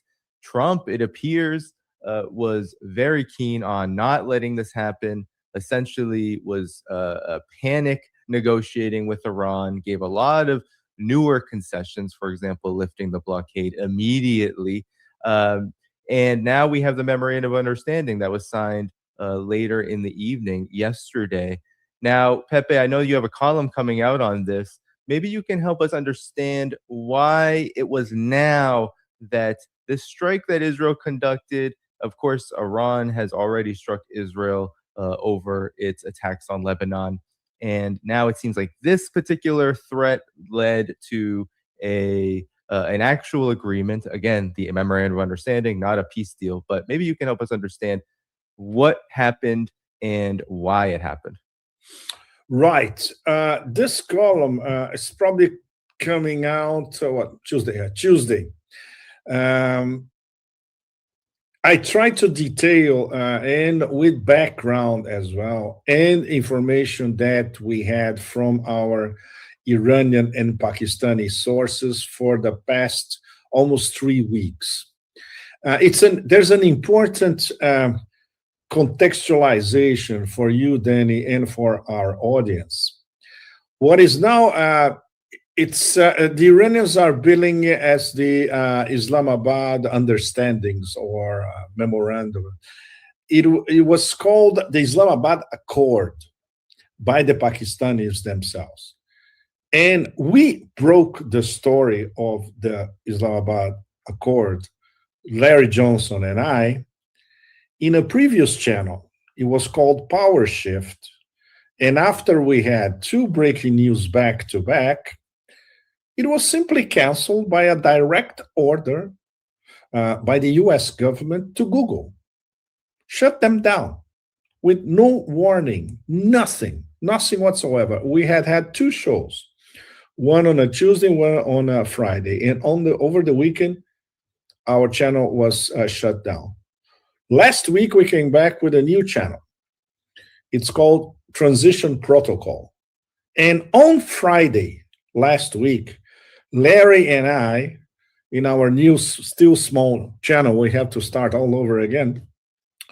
We broke the story that it was the MOU was practically a done deal. And why could we break that? Because our sources are directly from the table. They are Pakistani mediators. And that's the reason why Larry and I are engaged in this project. Because we are there are very, very few or practically none analysts anywhere who have directly from the table by the Pakistanis. And of course, this information can be later confronted and presented to the Iranians, and they say yes, no, no comments, etc. And that's why we are involved. So we knew that an Islamabad accord was practically a done deal, barring last-minute alterations by the American side, which is exactly what happened this weekend. So this weekend, Arakshi, very few people know that, he was on a secret mission in Pakistan. Arakshi spent the weekend in Islamabad discussing with the mediators and basically telling once again the Trump administration, look, we have already given you two very important demands 2 weeks ago at least. Number one, we're not going to discuss the Iranian nuclear dossier before any formal ending of the war, not only the war against us, but the war of Israel against Lebanon. And number two, if you insist on crossing thresholds, and if you insist on imposing other headlines on us, we're going to attack Israel directly. And they were locked and loaded to attack Israel this weekend, from Saturday to Sunday. They were about to do it. So this was the straw that broke the cage match emperor of Barbaria's camel's back. He finally understood that the Iranians were very, very, very serious. And they wouldn't wait for anything, and they would go for broke against Israel. So this was the main reason why we had, well, they say there is an electronic signing. The Iranians did not confirm that there was an electronic signing by Ghalibaf especially. The Americans are saying that Trump and Vance already signed it electronically. The Iranians, so far, they left it hanging in the air. Basically, they were saying a very important statement by the Supreme National Security Council, which I include in my column. They say that they will sign only after the definitive order by leader Mojtaba Khamenei. So we may assume that this is still in the air, right? And it would happen, let's say, within the next 48 hours. So between today and maybe tomorrow night, right? And of course, this all relates to what's going to be announced officially on the 19th, Friday, in Geneva. So a lot of stuff can happen from now to the 19th, especially after another derailment attempt by the Death Cult in West Asia. And once again, the Iranians told the Americans, look, if you sign and if we sign the MOU with us, we will deal with Israelis by ourselves. And the Americans more or less are admitting that once the MOU is signed, Israel is on its own. If they want to derail it, Iran is going to respond them, and the Americans won't do anything to prevent it. So that changes the equation completely. But then this is all very much in the air, right? It's we are still in a I said, he said phase. From now to the next 3-4 days, it's very, very tricky.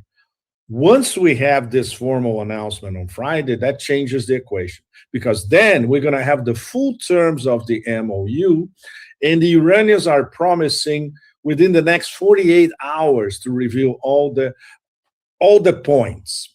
Because so far, this is also important, Araghchi has been taking Himalayan amounts of flack in Iran because a lot of people are accusing him of selling out. Of course, they still don't know the full terms. And the terms changed drastically this weekend, as you mentioned in the beginning. Trump made extra concessions, but these are not extra concessions. This is something that he had agreed previously. But then he started to once again, extra demands and change the terms that were agreed over 2 weeks ago. So it's back to where we were in the beginning, when the Islamabad Accord, as it was described, was on the verge of being signed. And we also had a confirmation that I discussed this with Larry as well. Trump had 6 opportunities to sign this deal within the last 2 to 3 weeks. And at the last minute, he came up with something different. The whole thing was already written, just needed to be signed 6 times. And this weekend, probably we had the 7th. And he couldn't escape it anymore. Because the Iranians said, look, that's it. This is our deadline.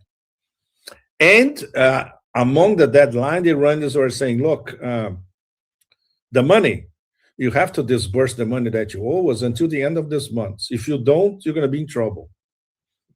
So that explains, among other things, why there was, once again, that famous Emirati plane landing in Tehran with lots of cash inside, which was part of the UAE payment for Iran to please don't bomb us. And once again, the Pakistanis, we know this, we got this information from the table. The Pakistanis told us, look, we brokered this UAE flight to Tehran to pay $2 billion in cash.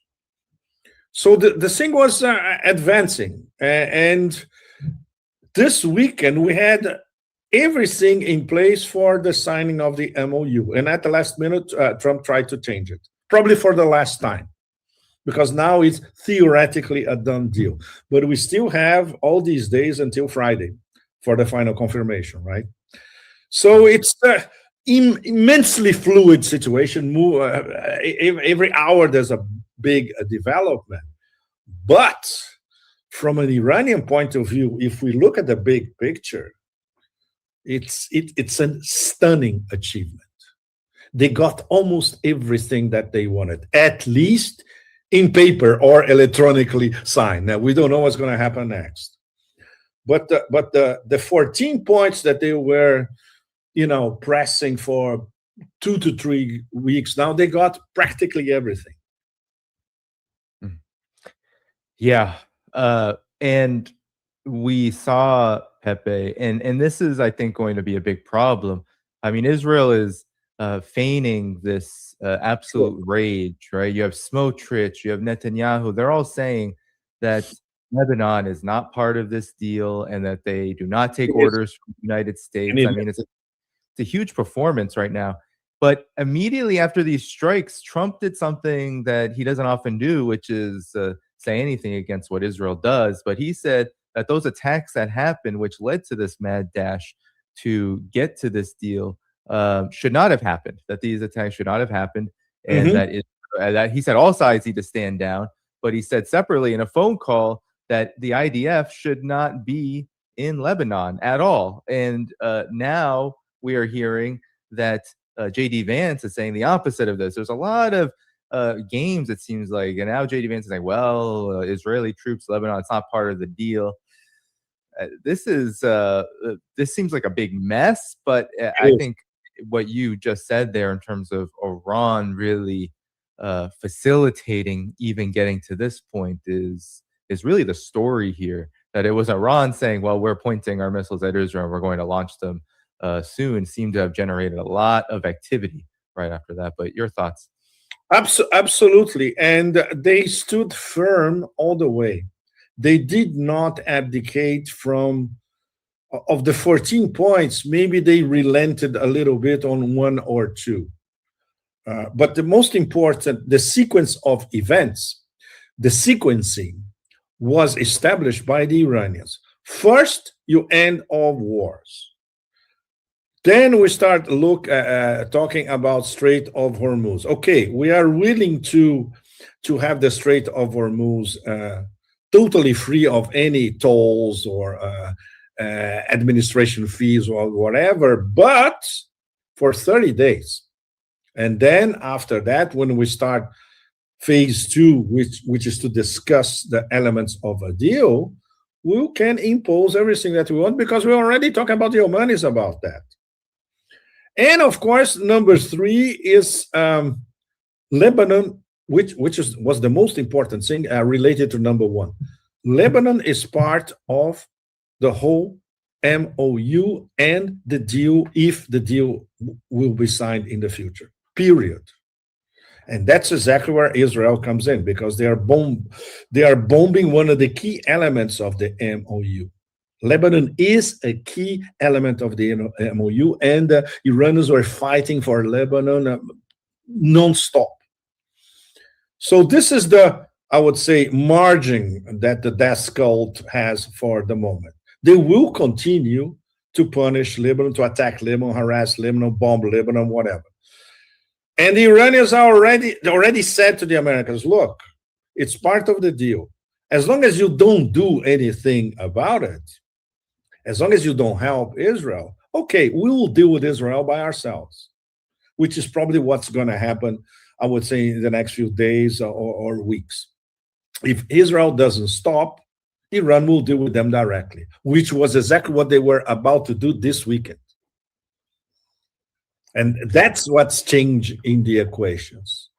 So Tel Aviv, they have every reason to be terrified. They are on their own, essentially. Pepe, help clarify the Strait of Hormuz situation then when it comes to this memorandum of understanding. Because on the one hand, you know, there's all this talk about, okay, the Strait of Hormuz is completely open for 30 days, and then under Iranian arrangements. And then there's others who are saying, like the U.S. side, well, no, it's just completely open, and they don't mention with no tolls. But there seems to be an agreement that Iran will be charging these service fees, and that will be overlooked.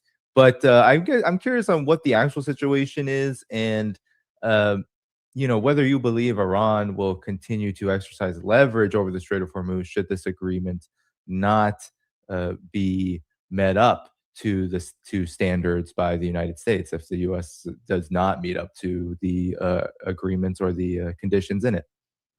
Whatever happens, Danny, and whatever is the American attitude, the legal status of the Strait of Hormuz will be something completely different compared to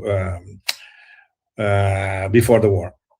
They will organize a system to apply, they will probably euphemistically call them administrative tax fees or whatever, environmental fees, security for freedom of navigation, etc., which they are already, once again, discussing all that with the Omanis. So this is inevitable. For the first 30 days, and that, of course, assuming the Americans are going to fulfill their end of the bargain, which is to end their Trump-ordered blockade. The strait will be completely, there will be no tolls, no fees, etc., for 1 month. When they start the next phase, which is to discuss the actual possible deal, that's another story. And then Iran, and this is part of the MOU. Let me see if I can find let me see if I can find it here, where they talk direct about the Strait of Hormuz.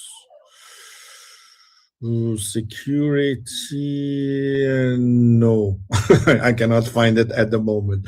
But I remember very well that among the 14 points, the Strait of Hormuz will already be part of a provisional settlement already in the 60 days following the first 30 days.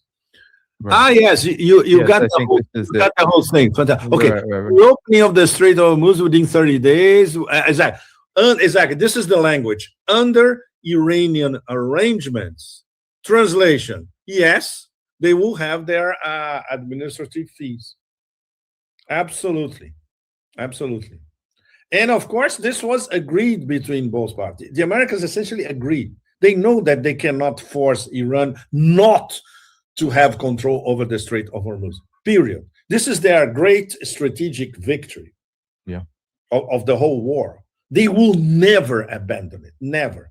Even under a total fire, maximum pressure, whatever, all that crap. Yeah. The thing is, the U.S. continue. agreement capable. I posed this question in the column, Danny. Will the U.S. for the first time in in memory be agreement capable? None of us believe in that, of course. Right. No, and now the question is, Pepe, you've called, I know that in your upcoming column, you are calling this a huge multipolar breakthrough. You talk about the role of Pakistan. It was actually the Pakistani prime minister who first announced that this deal was done on X. Now talk about this, because there was a lot of moving pieces here, and Iran and the United States were certainly dealing with a multitude of mediators. We know the Gulf countries were very concerned about what would happen if hostilities were to restart. So talk about this as what you have termed like a multipolar breakthrough. Absolutely. And this is what Larry and I were particularly interested from the beginning, that we would have access to what was being discussed at the table by the Pakistani mediators, unfiltered. So we were getting practically one briefing a day for the past few days. This is huge, enormous. And of course, they were not only mediating between Washington and Tehran directly, it was the only state that was conducting the mediation at the highest level. They were getting help from a lot of players. The most important one, which is acknowledged at this statement by the Supreme National Security Council of Iran, Qatar. They mentioned by name only two states, Pakistan, the main mediators, and Qatar. And they expressed their appreciation to both. But in the background, we also had Turkey, especially Saudi Arabia, and Egypt. So everybody was involved. And they were also involved into helping the Pakistanis to explain to the UAE, essentially to explain to MBZ, look, you bet on the wrong horse. You better try to find an understanding with Iran, or you're going to be in deep, deep trouble. And apparently MBZ got the message. And that explains the famous Emirati flight to Tehran with $2 billion. So Pakistan was coordinating all that, which in itself is immensely impressive. A lot of people know that I have deep reservations concerning the Pakistani government. A lot of people know that I was a huge supporter of Imran Khan. But at the same time, we, as independent analysts, we have to practice realpolitik. And of course, recognize when there is a state that is doing an outstanding mediation work, which was the case with Pakistan so far. And they were in a unique position because very close relations with Tehran. For instance, I think I mentioned this with you and in other podcasts as well. when there was a key visit to talk to Mojtaba Khamenei face to face in Iran, the Iranian Minister of Interior, he took a delegation of Pakistani Shiite scholars to meet with Mojtaba and to express, basically demonstrate their respect and express their gratitude, talk about the assassination of his dad, etc. The Iranians immensely appreciated that. This is cultural and religious respect. Very, very important. So the Pakistanis, they did all the right moves to, okay, we need trust. We need you to trust us because we are talking directly to Trump. Asim Munir picks up the telephone, calls Trump. Trump answers immediately. No, he doesn't do this with practically anybody, apart from maybe Putin and Xi. That's it. So the Pakistanis played their hand very, very well. And of course, they had excellent relations with all the Gulf petromonarchies. And backtracking even more, I'm sure many of you, our audience, will remember that the first meeting of Muslim nations, even before the first Islamabad meeting, when Vance went to Islamabad and Ghalibaf as well, there were 4 Sunni Muslim nations in this meeting. Pakistan, the host, Saudi Arabia, Turkey, and Egypt. So these were the 4, let's say the 4 early stage Sunnis that started the whole, okay, let's try to find something. So they debated, not much happened. And the next day, the Pakistani foreign minister had to go to Beijing to meet Wang Yi and explain to Wang Yi, okay, what did we, and Wang Yi said, okay, what happened in Islamabad? He said, not much. I said, well, you have to do better. But at the same time, the Chinese were imprinting their full support to the Pakistani mediation. And that's one of the key aspects of this whole kabuki. Let's put it this way. Very, very complicated.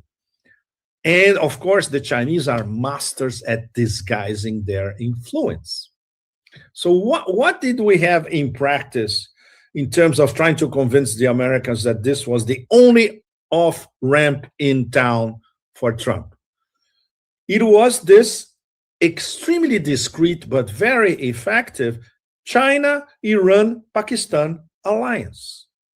And why China? Well, all of you know very, very well. New Silk Roads, which is one of the key partners of the New Silk Roads all across Eurasia, Iran. Which is the other one? Pakistan, China-Pakistan Economic Corridor from Xinjiang, from Kashgar, crossing Pakistan, going all the way to Gwadar in the Arabian Sea. So you put these two together, once again, China behind both. Who suggested to the Pakistanis, look, you should open overland corridors with Iran to help them redirect their trade after this stupid American blockade. So Pakistan opens 6 overland border crossings with Iran, and a lot of Iranian trade goes through Pakistan, and vice versa. Why? Because the shortest way between Iran and China is not through Central Asia, it's through their mutual neighbor, Pakistan. So all that is interconnected. The fascinating aspect is, if we're talking about the bigger picture of Eurasia integration, this is the perfect microcosm. The integration between West Asia and South Asia to China. And this was the geoeconomic trade mirror image of the geopolitical alliance between China, Pakistan, and Iran. So all that is totally interconnected. I wonder if anybody in the Trump administration know about these details, Danny. I wouldn't bet on it, really. I discussed this with Larry and with some other of our friends. They don't even know where these places are. Can you imagine that? Can you imagine that they are all interconnected?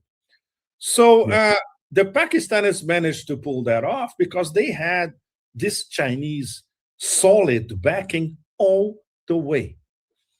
And of course, once again, because they could talk directly to Trump and to the highest levels of the Trump administration. That's why it worked.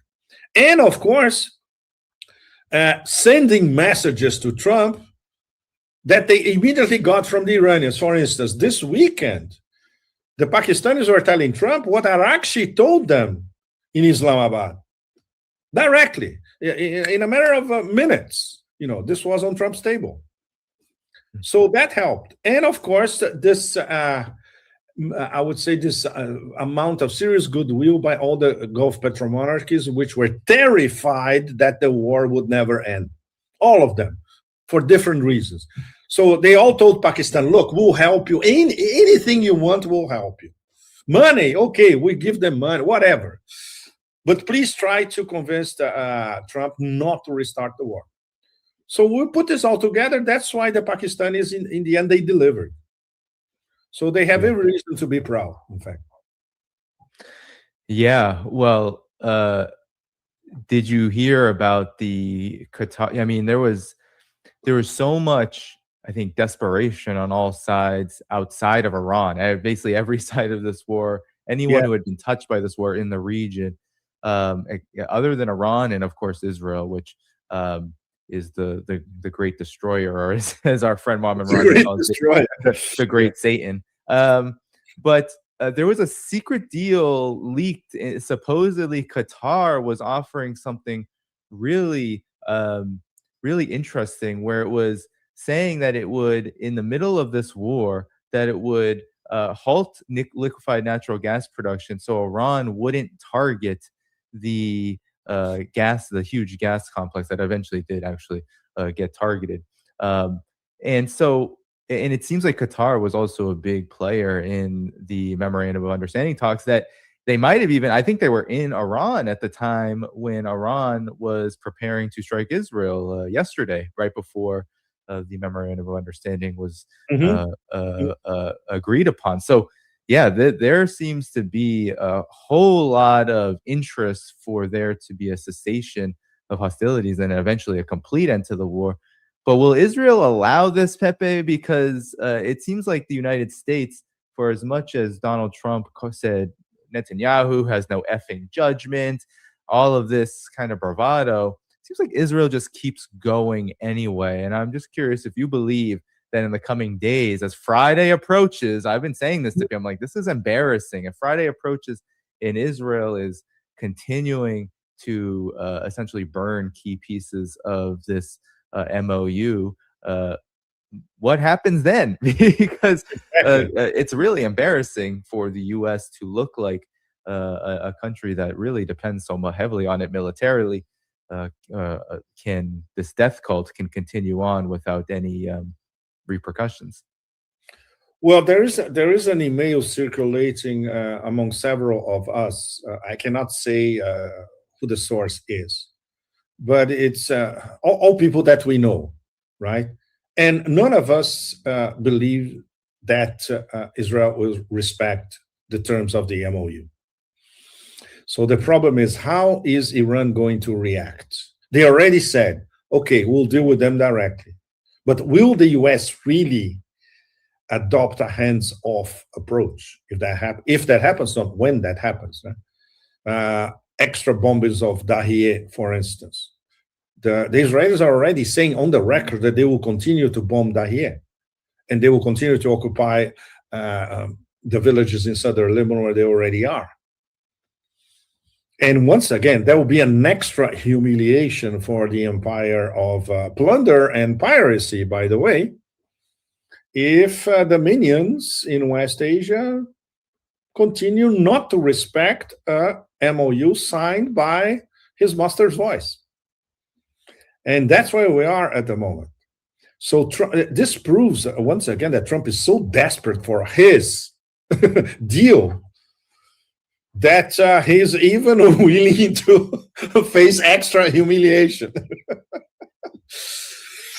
But it's crazy, Nima, because we are dealing with... You confused me with Nima, sorry. I'm so sorry. You should see the state of my brain nowadays. No, totally. I'm really, really sorry. We are dealing with a psychopathic, sociopathic entity with no limits, literally, and no limits to their demented vision of power and influence.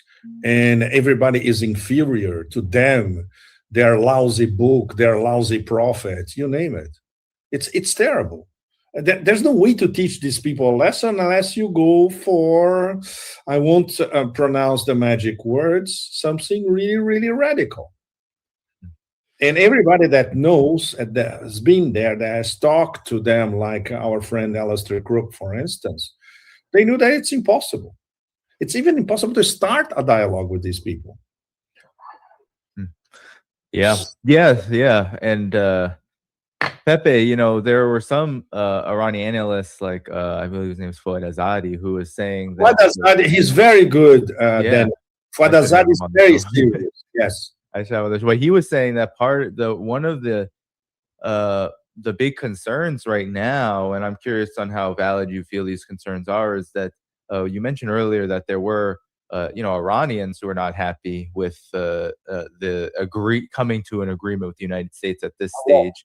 That there are many Iranians who are feeling that way. He said that even floating the idea that the Strait of Hormuz would be open on by the request of the United States is going too far, and that the United States has not provided sufficient security guarantees up until this point. What do you make of this? And do you find that the U.S. you said we were going to find out if the U.S. is agreement incapable.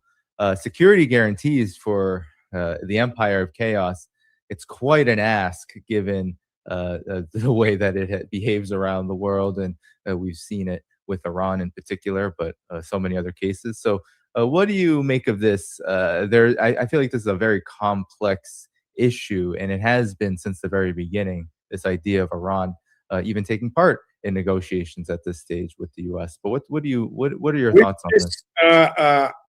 Which is the official position of Mojtaba Khamenei. In fact, something very important happened within the past 2 weeks. Mojtaba Khamenei, basically, he told the Supreme National Security Council, if I'm not mistaken, there are 13 members of the Supreme National Security Council. 11 of them are deeply, let's say, to put it diplomatically, averse to any sort of understanding with the non-agreement capable empire of chaos. And there are 2, let's put it this way, reformists, including the president, Pezeshkian.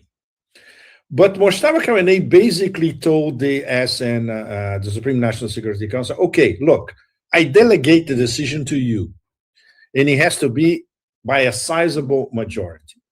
If you think that the terms of the MIU are exactly what you have been proposing and discussing so far, okay, with your decision.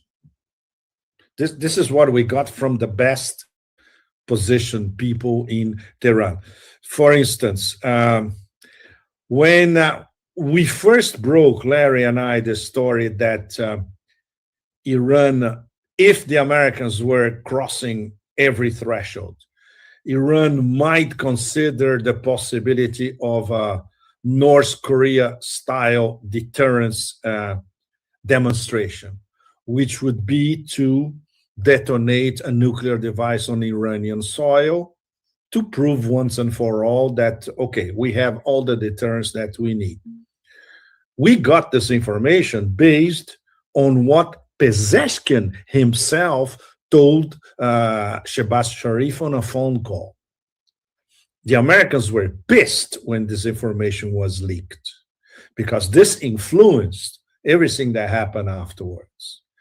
And a copy of my column landed on the desk of one of the guys, part of the very tight inner circle of leader Mojtaba Khamenei, via our friends at the Cradle in Beirut. And we got an answer after a few days. And his answer, I'm quoting him directly from Farsi to English: "I won't comment on this matter." It's very important. He did not deny it. This was non-response, but it was no denial whatsoever. Of course, if he had denied it, he'll be saying that the president of Iran is a liar. Because this is exactly what Pezeshkian told Shehbaz Sharif. And then Sharif instructed everybody, look, Trump has to know about this. This is an extra element. And they told us in the first place, we, the Pakistani mediators.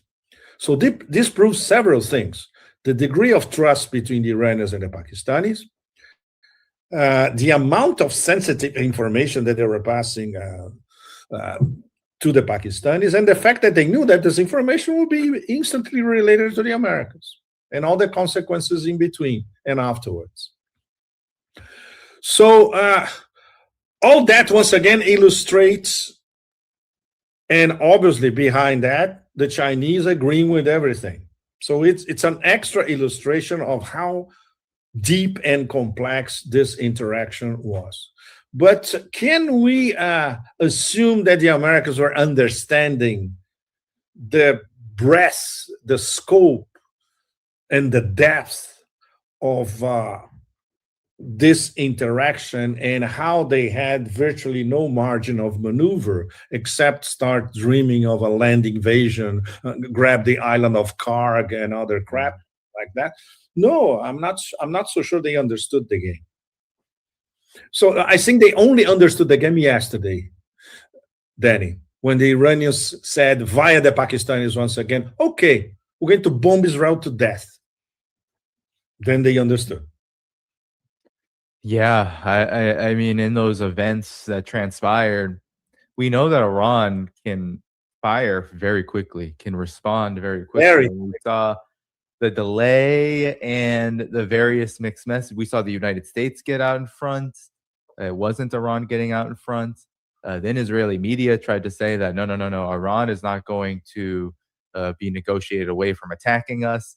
Mm-hmm. And then we saw ultimately what happened, which was the agreement was finalized, or at least the MOU was finalized, and that is supposed to, Pepe, include Lebanon in all fronts. Now, there have been some people who are very concerned, of course, about not just Lebanon, but also Gaza and the rest of the fronts in which Israel is engaged in. The MOU does say and all fronts. I'm guessing that would include Iraq and perhaps even Gaza. But what do you make of this? Because it's definitely a point that I see heavily debated now on social media. There's some who are angry with Iran for coming to this MOU without specifying more so that there needs to be a cessation everywhere and one that's enforced. But I'm curious on your thoughts on this.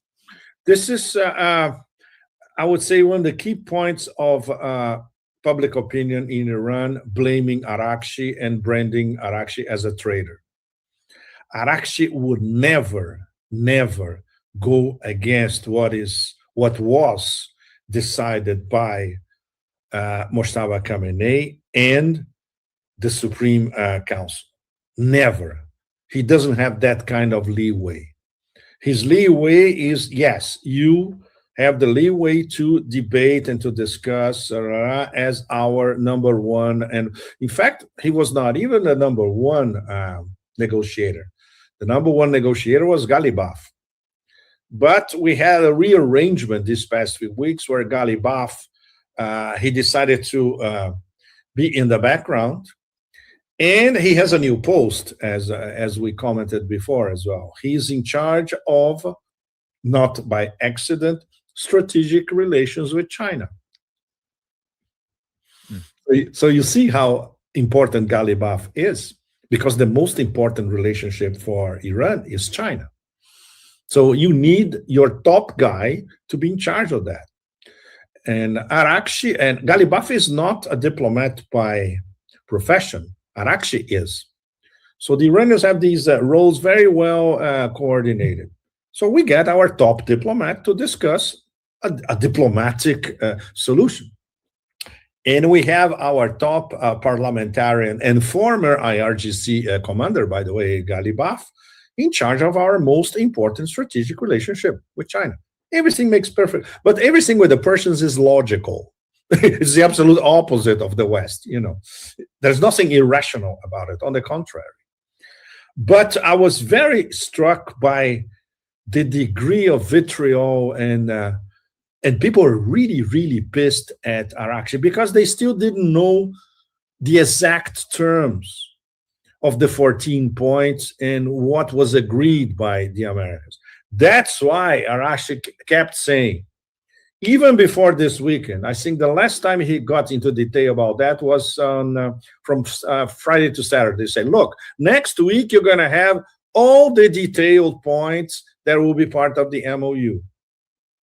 And now that we have extra leaks on Iranian media of the actual terms of the MOU, Iran didn't concede practically anything. So we will still need formal confirmation between today and tomorrow, Max, of the full terms, the 14. It's a short document. Apparently, it's less than 2 pages, the whole thing. It's just literally a memorandum of understanding. It's not a treaty. It's not a deal. No, it's a memorandum of understanding. Okay, we're going to start discussing following these points. And then it can go sideways, you name it. But at least you have the main points. Hezbollah itself. Oh, sorry. Continue. Yeah, no, go ahead. Oh. But it's interesting, Danny. The degree of debate in Iranian public society is quite something. You don't have this kind of debate in very, very few Western democracies. You have this kind of public debate over such a sensitive issue. Hezbollah itself has come out and congratulated Iran and has thanked Iran for, including and, of course, fighting on the side of the resistance. And this answers the question from someone, a longtime viewer, actually, why didn't Iran retaliate against Israeli bombing of Beirut last night? I'll push the question to you. I can see this question, which is a very good question. Right. Because Trump, at the last minute, he backed off. They were ready. They were literally the famous fingers on the trigger that we keep hearing from some IRGC commanders. They were on the trigger yesterday, and this was as crazy as it seems. It was this instance that actually saved the MOU, because the Iranians made the point to Trump: look, we are ready to bomb Israel now. That's it. And Trump at the last minute, okay, I'll sign it. That's what happened yesterday. By the way, his birthday, no? Yeah, that was another thing that I think maybe rubbed some people the wrong way, is that it was his birthday, and there were rumblings that he really wanted to get it done for his birthday. It was like big birthday gift to him. It was going to be his. And the greatest thing, celebrating all of this. But his birthday gift was offered by Team Ghalibaf Arakshi. Yeah, that's the juiciest part of it all. Yeah, well, it's certainly quite something, and I hope people can acknowledge this, that this 14-point plan was none of those points you could say have ever been produced by the United States. They're not ones that the U.S. came to the table with at any point since April and said, this is what we want. Actually, all we've seen from the Trump administration is them reinterpreting either the points or completely making up things altogether.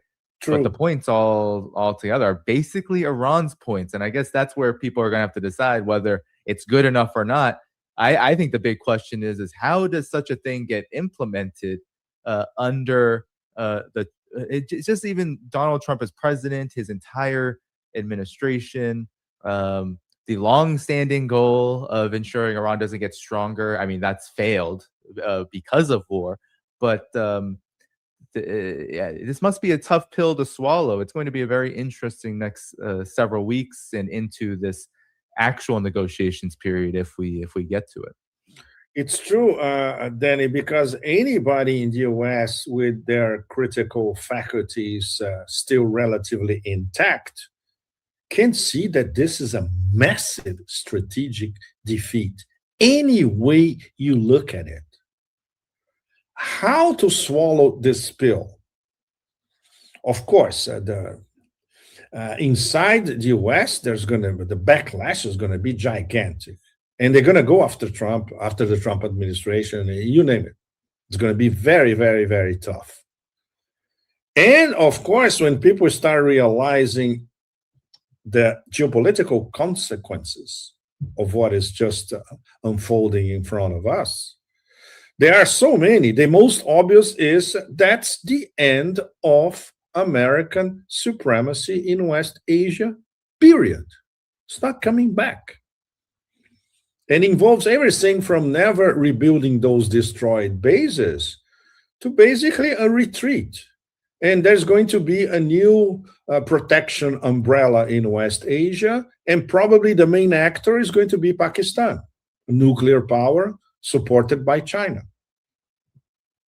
Maybe there's going to be some Russian participation later on. For the moment, the Russians are being very, very quiet because, of course, they have their war to deal with. And now the whole thing regarding the SMO is changing in front of us because of public pressure. And Russians are fed up with the drone war, the terrorist drone war. So Putin and the Kremlin and the Minister of Defense, they will have to adjust their tactics. But the Russians were behind all the time, just looking and say, "Oh, we got a fabulous opening in West Asia."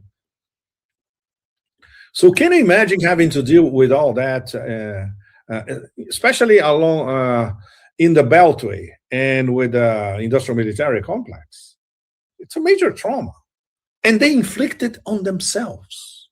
That's the craziest thing ever.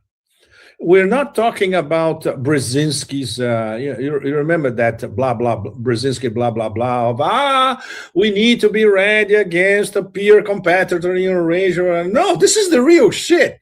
And it didn't come from the peer competitors. It came from a middle power under 47 years of sanctions, able to inflict a strategic defeat on the greatest armada in the history of Star Wars.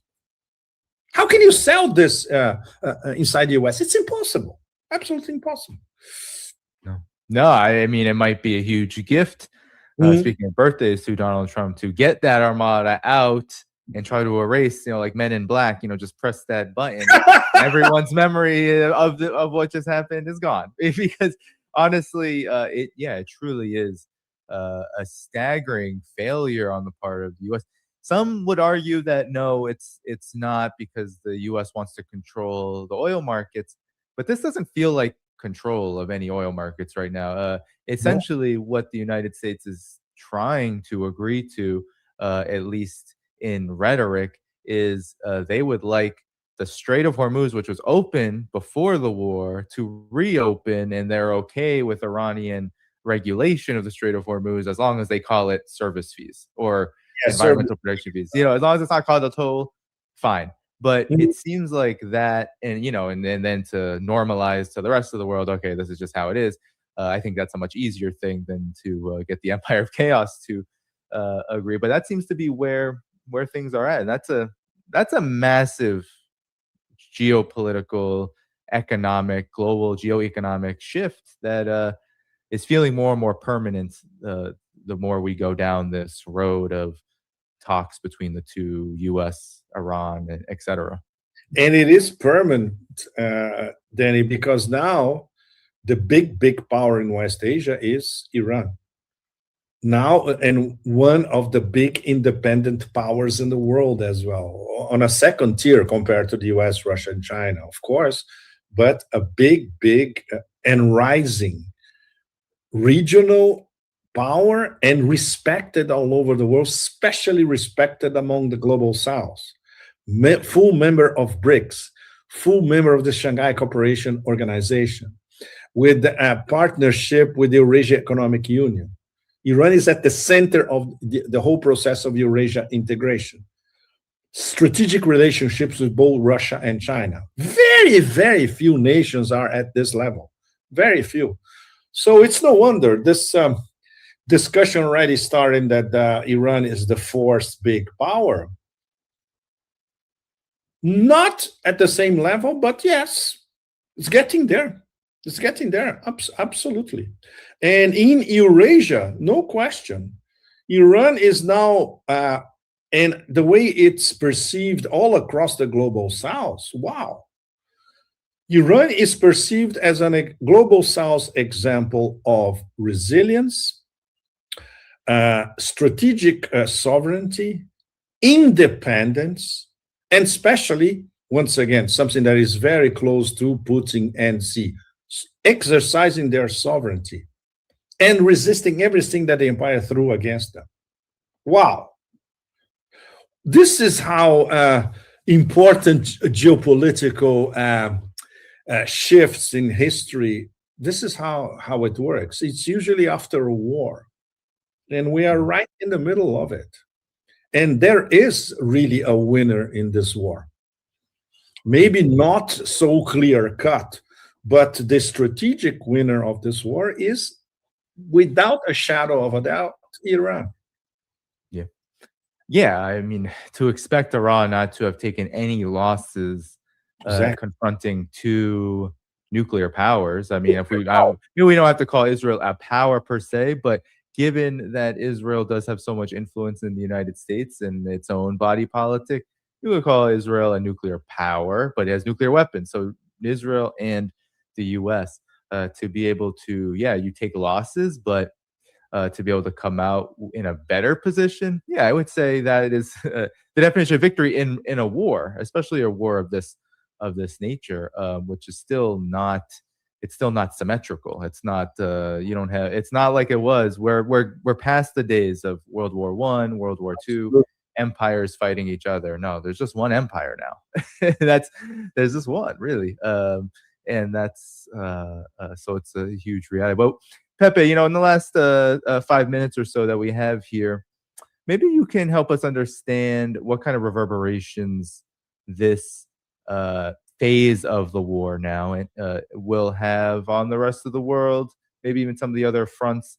You just said that the Russians are sick of the drone terror of Ukrainians. That war seems to be in that phase. The battlefield feels almost, I won't say static, because I think the Russia's doing quite well on the battlefield for the kind of war they're fighting, but that it does appear that the U.S. is trying to pivot back to a more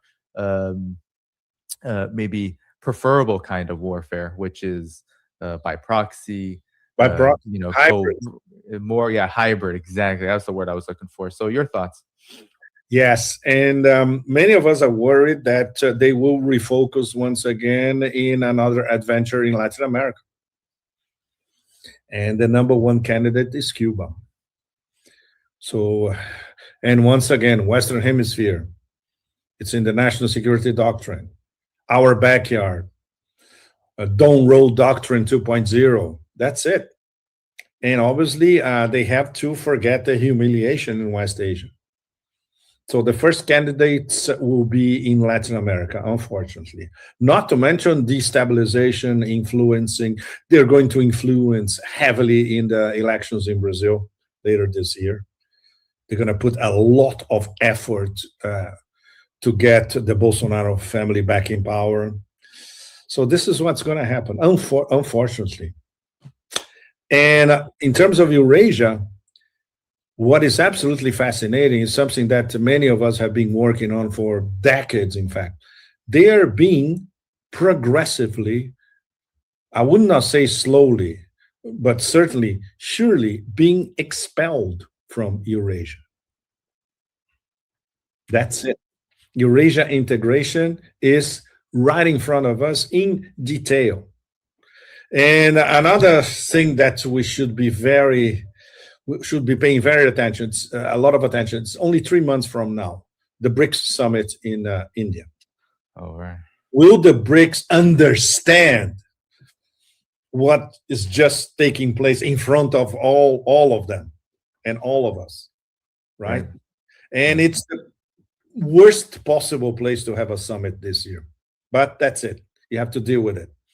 So we're going to have to rely once again on Lavrov and Wang Yi driving this gigantic ship, the BRICS ship. So, okay, well, we're getting stronger by the day. Look what happened to one of our full members.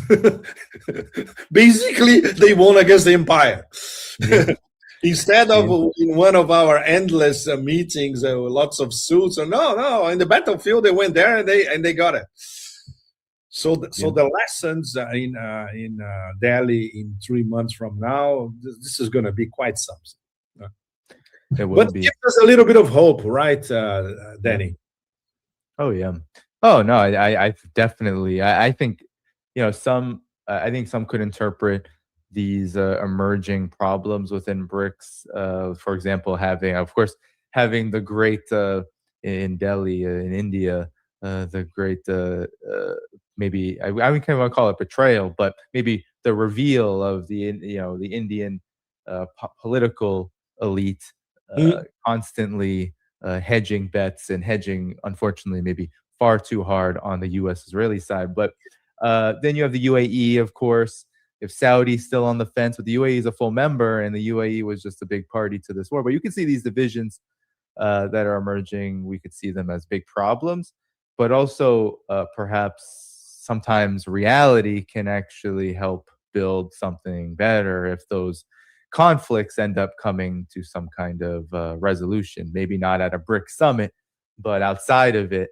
Iran is going to be coming into a BRICS summit like this coming one as far stronger than before. And that is, I think, a plus for any kind of multipolar development project, including BRICS. So we'll have to see how it goes. But I think it's just very interesting that we are able to even talk about things like this. It wasn't too long ago where when the U.S. waged war, we would simply be talking about the massive casualties, the instability, and all of that, which it sows. Now we're talking about, I think, a far more level kind of field, and that's different. That's a different conversation. Any closing thoughts before I hit end stream here, Pepe? Yes, reminds me of something to illustrate what you just said, giving us a little bit of extra hope.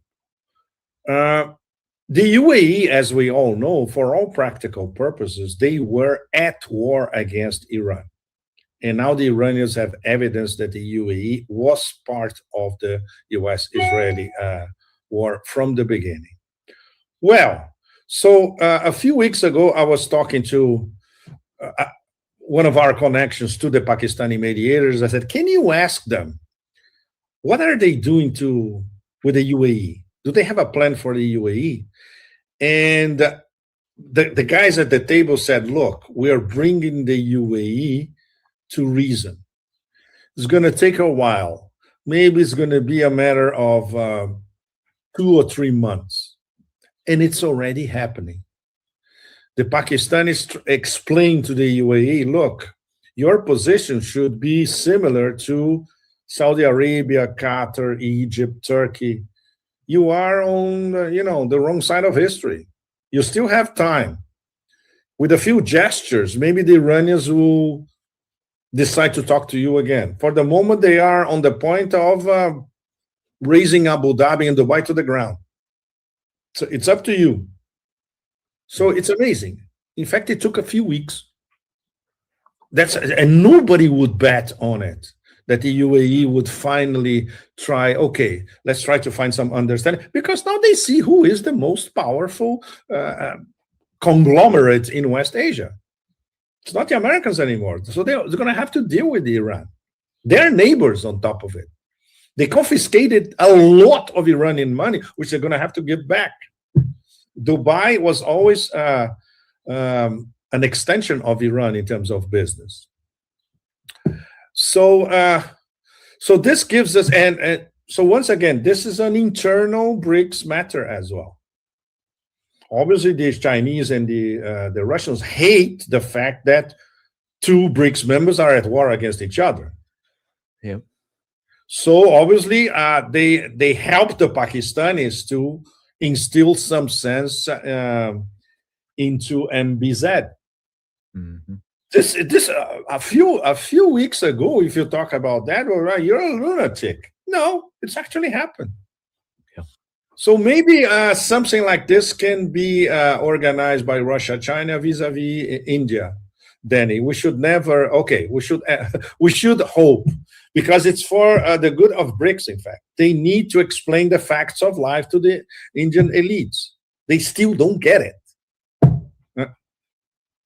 Yeah, well, Pepe, it was great having you on the program. We will head out together. Kofi, follow me.